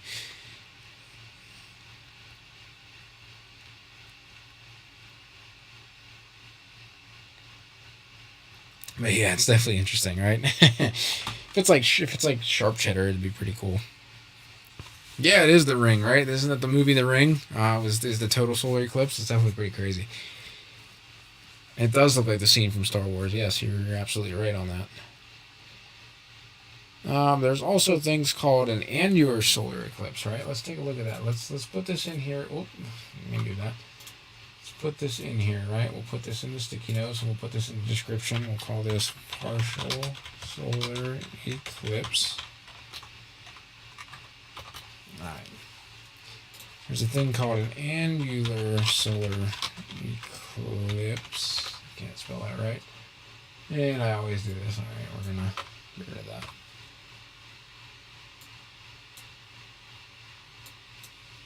There we go. There we go. Let's take a look at this, right? So there's an annular solar eclipse, right? So this occurs when the moon is positioned farther from the Earth, appearing smaller than the sun in the sky. So as a result, as you can see in this image, the moon does not fully cover the sun. This leaves a ring of sunlight visible around its edges. So this basically creates a characteristic ring of fire, if you will, effect during the eclipse, right? So it's definitely pretty cool. So there's also phases of a total solar eclipse as well. So there's definitely interesting phenomenon that can be observed as well. So let's call this the annular solar eclipse. So we'll put this in here.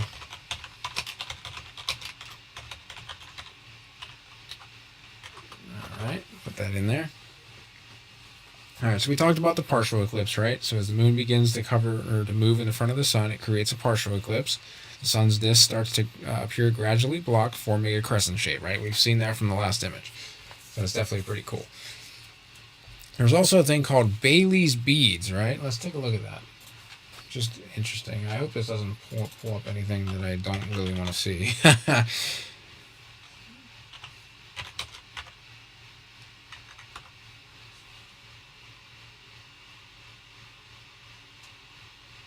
Okay, I hope this doesn't pull up anything insane, right? Alright, here we go.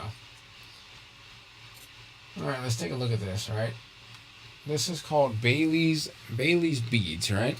So as the moon covers more of the sun's disk, right, small points of light can be seen along the moon's edge.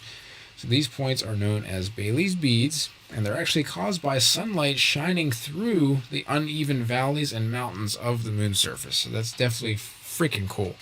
You can actually see some of these mountains and valleys actually on the moon's surface, right? It's definitely pretty neat. So this is called Bailey's beads, right? So we'll definitely put that in here.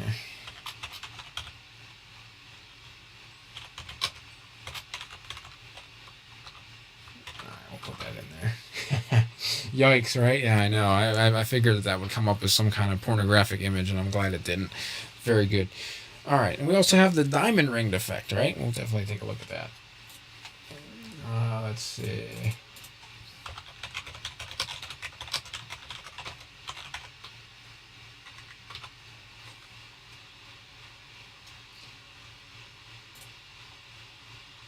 So we also have this as well, right? So this is the diamond ringed effect, right?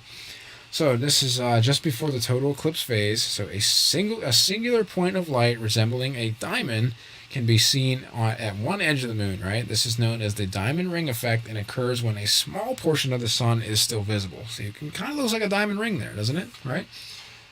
So it's, it's interestingly named. It's actually kind of cool. So diamond ring effect, we'll call that. Put that image in there as well. And of course we have totality. So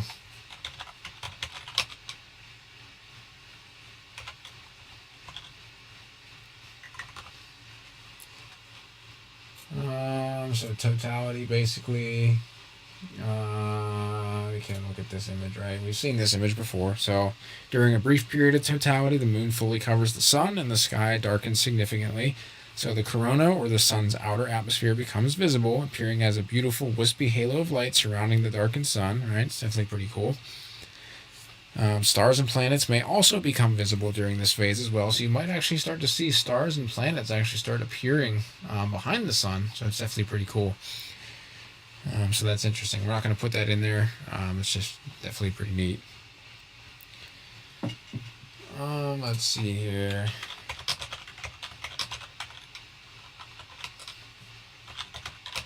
I hope we can actually get an image of the second diamond ring as well. It's basically the same thing. It would basically be on this side of the sun, right? We start to see that. Start to get that effect there as well. It's definitely pretty cool. But anyway, so as the sun moves away from the as the moon moves away from the sun, another diamond ring effect occurs, but at this time it's on the opposite side of the moon. So that's basically all that is. Same thing, just flipped. Just flip to the other side. So we're not going to add that in there, right? So viewing safety, right? We have to concern ourselves with some viewing safety, as I mentioned before. So I definitely kept that in my mind. So it's definitely to observe a solar eclipse and to safely protect your eyes from harmful solar radiation, right? So staring directly at the sun, even during an eclipse, can cause severe eye damage, guys. So definitely don't do that. It's recommended to use specialized solar filters, such as eclipse glasses or solar telescopes, to view the eclipse safely, I should say. We all seen whenever the solar eclipse happened. I don't remember what year that was. Was that 2020? Can't remember, but yeah, it was definitely pretty cool. Whenever we saw Trump wearing those glasses, right? We can put him on here.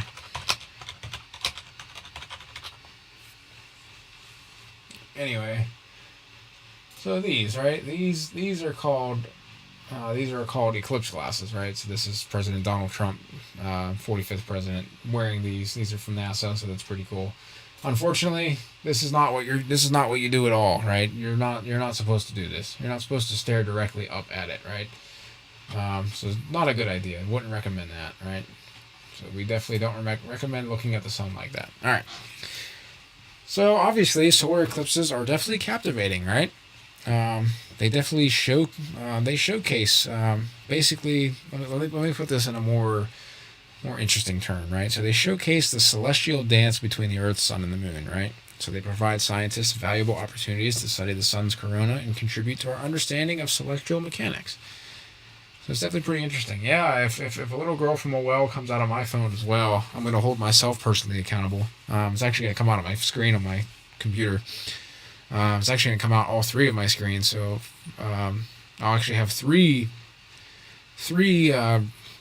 girls from the ring running around here. Definitely would not be good. Actually, 4, because it's on my phone as well. I'm monitoring the chat on my phone. So it's definitely pretty interesting. Definitely wouldn't want that. So 4 of them would be in here, and I'd have to whoop some ass at that point, or get my ass whooped. One of the two. Something would definitely happen here. Very interesting. Anything else you guys want to talk about? I'll give you guys a minute. We're approaching the 2-hour mark. I got about 10 more minutes maybe on stream. We'll give it 12 more minutes. So if you guys have any more questions, let me know for sure. I definitely like the questions. Definitely subscribe to the channel if you haven't yet. If you would like to donate to us, definitely use the PayPal link in the top of the chat there. We definitely appreciate that. Any amount helps. It's definitely it's not required, obviously, but it definitely helps us out. Definitely helps us create presentations like this, things like that. Yeah, Scary Movie. Yeah, Scary Movie 3. Definitely interesting. We do have Cash App as well. I guess I can drop our Cash App link, or at least our thing in Cash App here. You can also use that, our Cash App there, if you want to donate to us as well. Definitely appreciate it. Definitely appreciate you guys being here. Definitely appreciate you being attentive and, bearing with me as I go through this. Try not to make it advanced, but it's neat. It really is. It's very neat. So that's pretty cool, right? I can pull up something interesting if you'd like. Let's pull up my old. Oh yes, the funeral scene in Scary Movie 3. Very classic scene for sure. It's definitely one of the most classic scenes I've seen. Especially when he smacks her in the chest and her legs raise up and her feet, like her shoes fly off. That makes me laugh every time. Let's actually take a look at this, all right?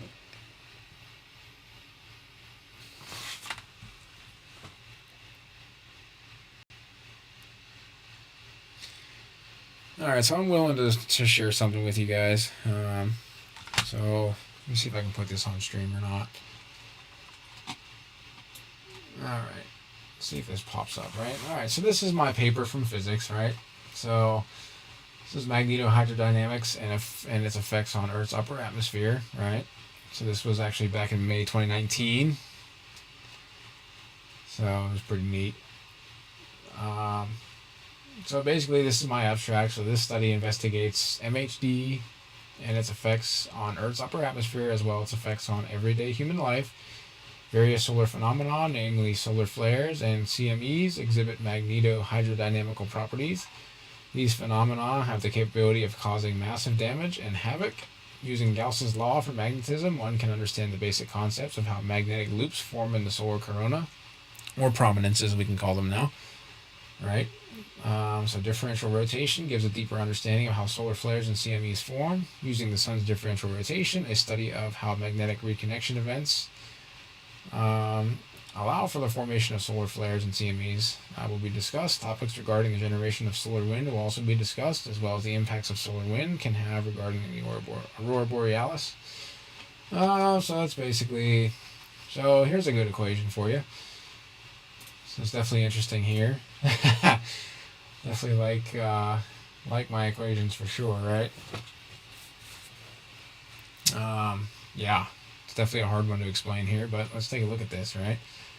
So we have n to the I plus 1, and over ni, right? This is 2kb times t times zi plus 1, pe zi, right? And we have this massive thing here. And just remember, z, or zi, is actually this equation here, so you have to substitute this into here twice. So it's definitely pretty interesting, right? So Ni plus 1 is actually the atom density in the upper state of ionization, so it's definitely pretty cool. This is atom density in the ground state. Z is the partition function. Pe is electron pressure, mass of the electron, Boltzmann's constant, temperature, Planck's constant. Chi I is energy of ionization. Ei plus 1 En is energy of ionization in the upper state. Definitely pretty interesting, right? And we have Gn is electron degeneracy. Gauss's law, right? So this is Gauss's law for magnetism. B dot dA is equal to 0, or del dot B is equal to 0, right? So this is the surface integral, this is the del operator, B is the magnetic field, dA is an area element, right? So it's definitely pretty cool. This is a bar magnet, right? Magnetic field lines flow from, so they go from north to south here, right? They also form these lines, so it's definitely pretty interesting. This is a prominence, right? This is what we talked about, those loops, coronal loops as well, or prominence, however you want to call it. Talked about differential, or talked about granules as well. It's pretty neat. The corona. This is basically differential rotation, helioseismology, which we talked about. This is a sunspot. I know it looks really wrong, but that's actually a zoomed in picture of a sunspot. It is not somebody's anal cavity, if you're wondering. So you can see solar wind, right? Solar wind is definitely pretty crazy. It's 500,000 to 1 million degrees Kelvin, so it's very, very hot. So this is conservation of mass, right? So this is the equations that we want to use. It's definitely interesting. Don't want to bore you guys with all this stuff, but this is the divergence theorem, right? This is a very, very fundamental theorem in calculus and in physics. Mass continuity as well. This is the conservation of momentum. If you guys want to know what the conservation of momentum is in physics, definitely pretty interesting. So this is using the divergence theorem and using the conservation of momentum, basically coming up with a convective derivative, things like that. Anyway, I don't want to get too involved in this, guys. Let's see here. We can let's see here, right? Let's get rid of that. Let's see. Let's see.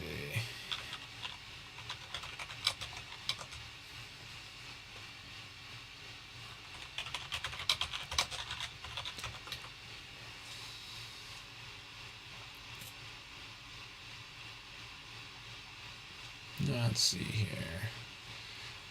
See how well this is going to work, right?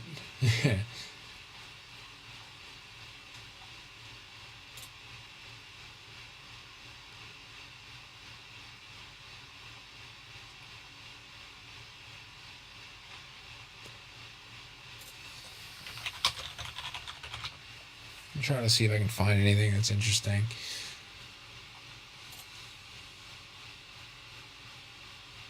Let's see.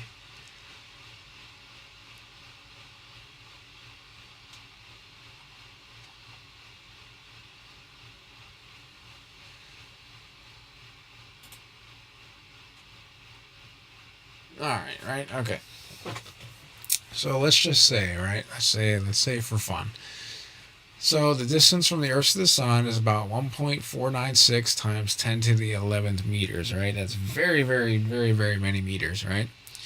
So a solar flare occurs on the Sun's surface on Wednesday morning, right? Just say, let's say Tuesday morning. Let's say right now at 4:22, right? A solar flare is to come off of the Sun, right? What time and what day will the electromagnetic radiation from the flare reach Earth, right? It's definitely pretty interesting. So, if you actually do all the mathematics of this, which I'm not going to show on screen, I just want to show you guys that or just tell you guys what happens here, right? So, if a solar flare comes off the Sun at 4:22, how long do you think it'll actually take to reach us? Definitely interested to see what your guys' answers will be. Just, let's see. So I'm just curious, right? Let me let this catch up a little bit. But if a solar flare happened, just say at 4:22, what time do you think today that the solar flare will arrive at Earth, right? I'll give you guys a minute to discuss that and to contemplate that answer, right? I actually put this in the chat, right?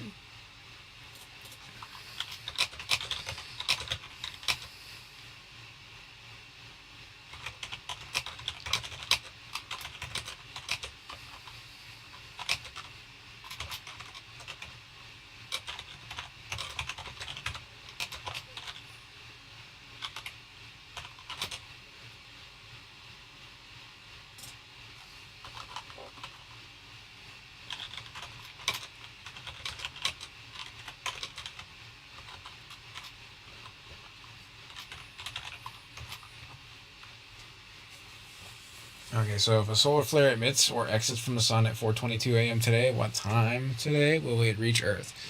Okay, so Natalie, you said 14.8 seconds. All right. Interesting answer. That's very fast, but that's an interesting answer. Anybody else want to throw their answer in there?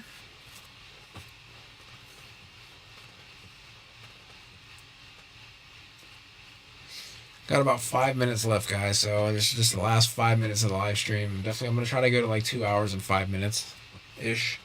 So I'm gonna do this for about about 5 more minutes, about till 4:30. So maybe six minutes. But then I'm gonna call it quits for the night, guys. Definitely appreciate all the reactions on the video. Don't forget to hit that like button, guys. Also, share this information out there. Definitely subscribe to the channel if you haven't yet. If you want to donate, use that PayPal link or the Cash App link, whichever works for you.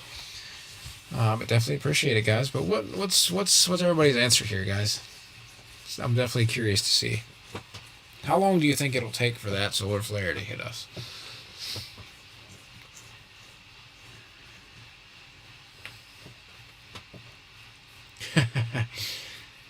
So we got one answer, 14.8 seconds. That's interesting.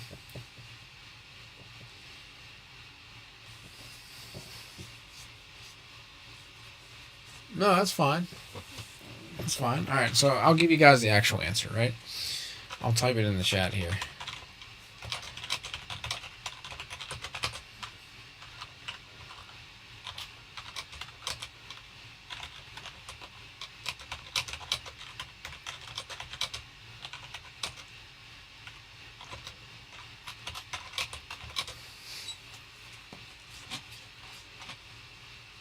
It will take X amount of time approximately. All right,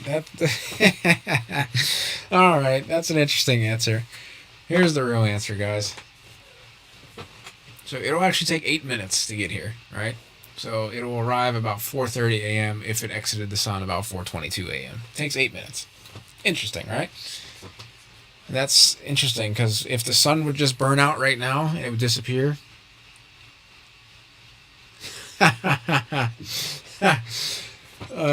If the sun would burn out, it would take the last amount of light to get to the Earth would take about 8 minutes.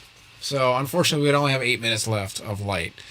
Not sure what that would mean for life on Earth, but it would definitely be pretty catastrophic, I would say.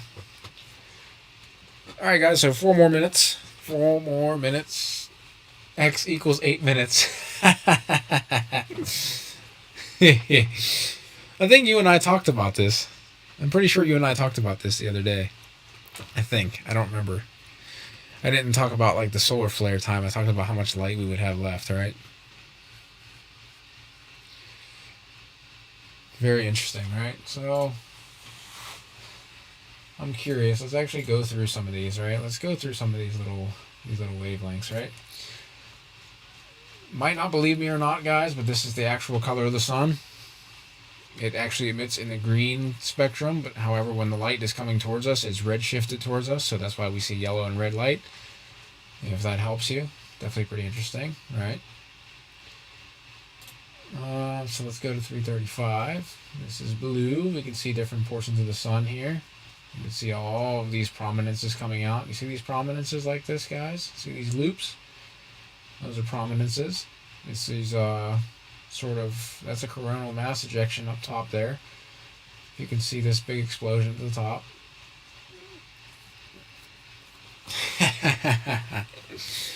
No, but I mean, to be honest, I can talk about why grass is green if you want. I actually know that answer why grass is green if you want to know. I butcher names though. I actually do, right? So grass actually appears green because of chlorophyll, if you didn't know that.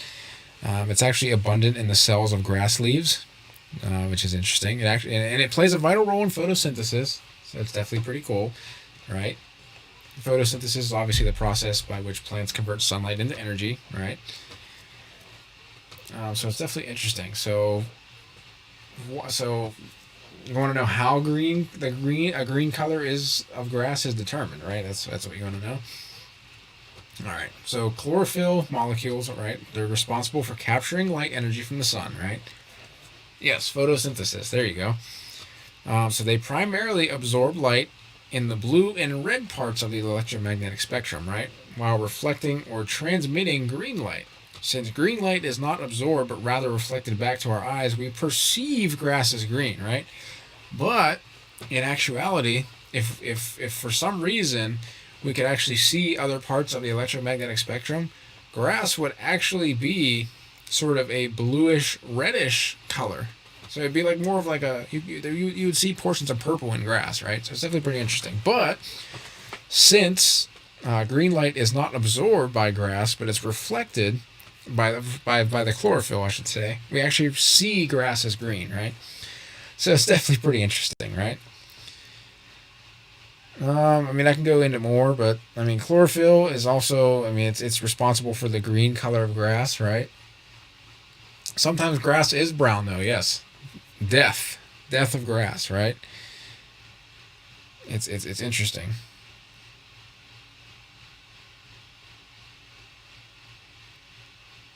It's pretty interesting. Also, so we have like the absorption and reflection of light, like that actually that helps, right? So basically, so when grass is brown, right? Yeah, because it's dying, right? But when grass turns brown, it means that it's not effectively absorbing light in the visible spectrum, right? So since the death of the grass happens, the death of the chlorophyll also happens, right? So basically, it doesn't effectively absorb light in the visible spectrum anymore. So therefore, it can't emit anything other than that color, right?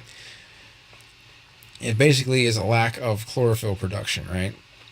So that can be insufficient sunlight can cause that. Lack of water can cause that. Changes in pigmentation, right? It's definitely interesting. So, like, you know, as grass turns brown, it obviously undergoes physical changes, right? So it dies, right? Or it's dying out.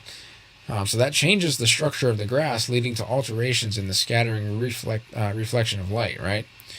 Dry or dead grass may scatter and reflect light differently compared to healthy grass, resulting in perception of brown color, right? So there's a lot of physics behind that, actually. Scattering, absorption, things like that. So that's definitely interesting. All right, anybody else got any interesting questions? Grass is all colors. It could be. It could be. It's all about perspective, right?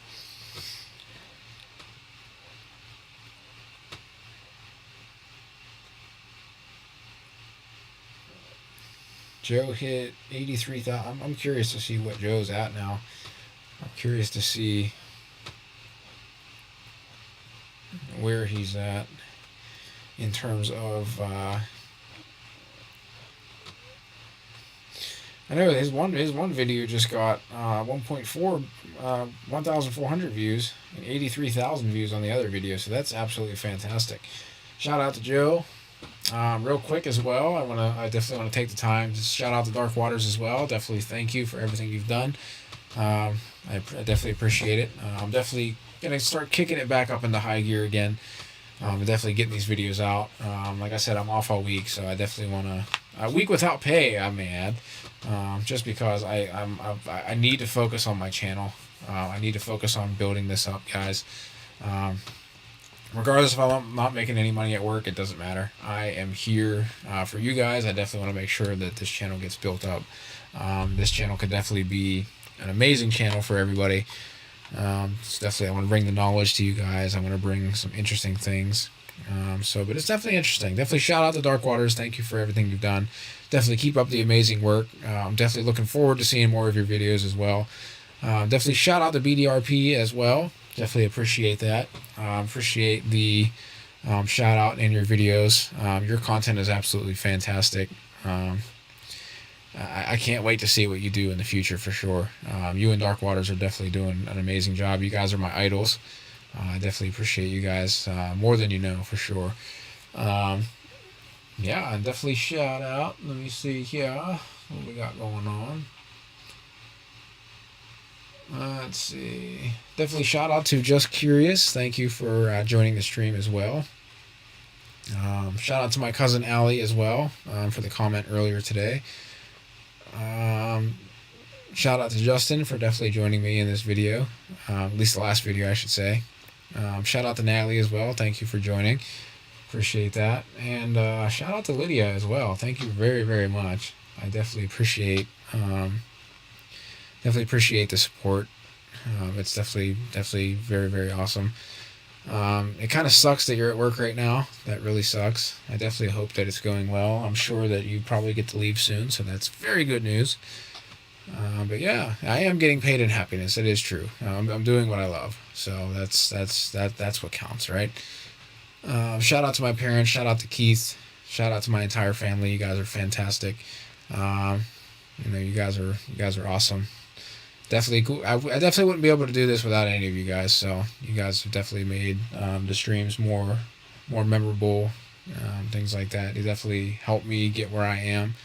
Definitely appreciate it. I think I I don't know. I need to monetize my channel a little bit. I definitely want to try to get there. So, but I definitely appreciate you guys being here. The only reason why I want to monetize the channel is so that way I can do more fun things with you guys. I can actually do like experiments on screen, things like that. Travel to different various places for storm chasing. I'm trying to get a fund going, either through PayPal or Cash App, whichever works. I'm trying to save up money as well. Just bills at the moment are kind of crazy. We all know how those are in these trying times. But yeah, so from wherever you guys are, definitely you guys get a big hello and thank you from me. No matter what you guys go through today, definitely keep your head up. Everybody definitely watch this video, keep your head up. Definitely make sure that you guys are good. Definitely with the warmer temperatures coming in, definitely please make sure everybody stays hydrated. We do have a couple weather systems coming in. They're going to be very interesting in the next couple days. So definitely please keep your eyes on the sky, guys. But I think I am going to jump off of here. I definitely probably going to go to the bathroom. Definitely check on Hopper, see how she's doing. But yeah, I definitely appreciate you guys. It's definitely been fun. For those of you that watch this video on demand later, definitely appreciate you guys watching this. Definitely, if you like the content, definitely hit that like button, subscribe to the channel, share this information to those out there that need it the most. And guys, always remember, and you know what I say, always remember, guys, never stop chasing. And never stop chasing doesn't refer just to storm chasing. It means to never stop chasing your goals in life. Always remember that, guys. All right, thank you guys. Appreciate it. Have a good night.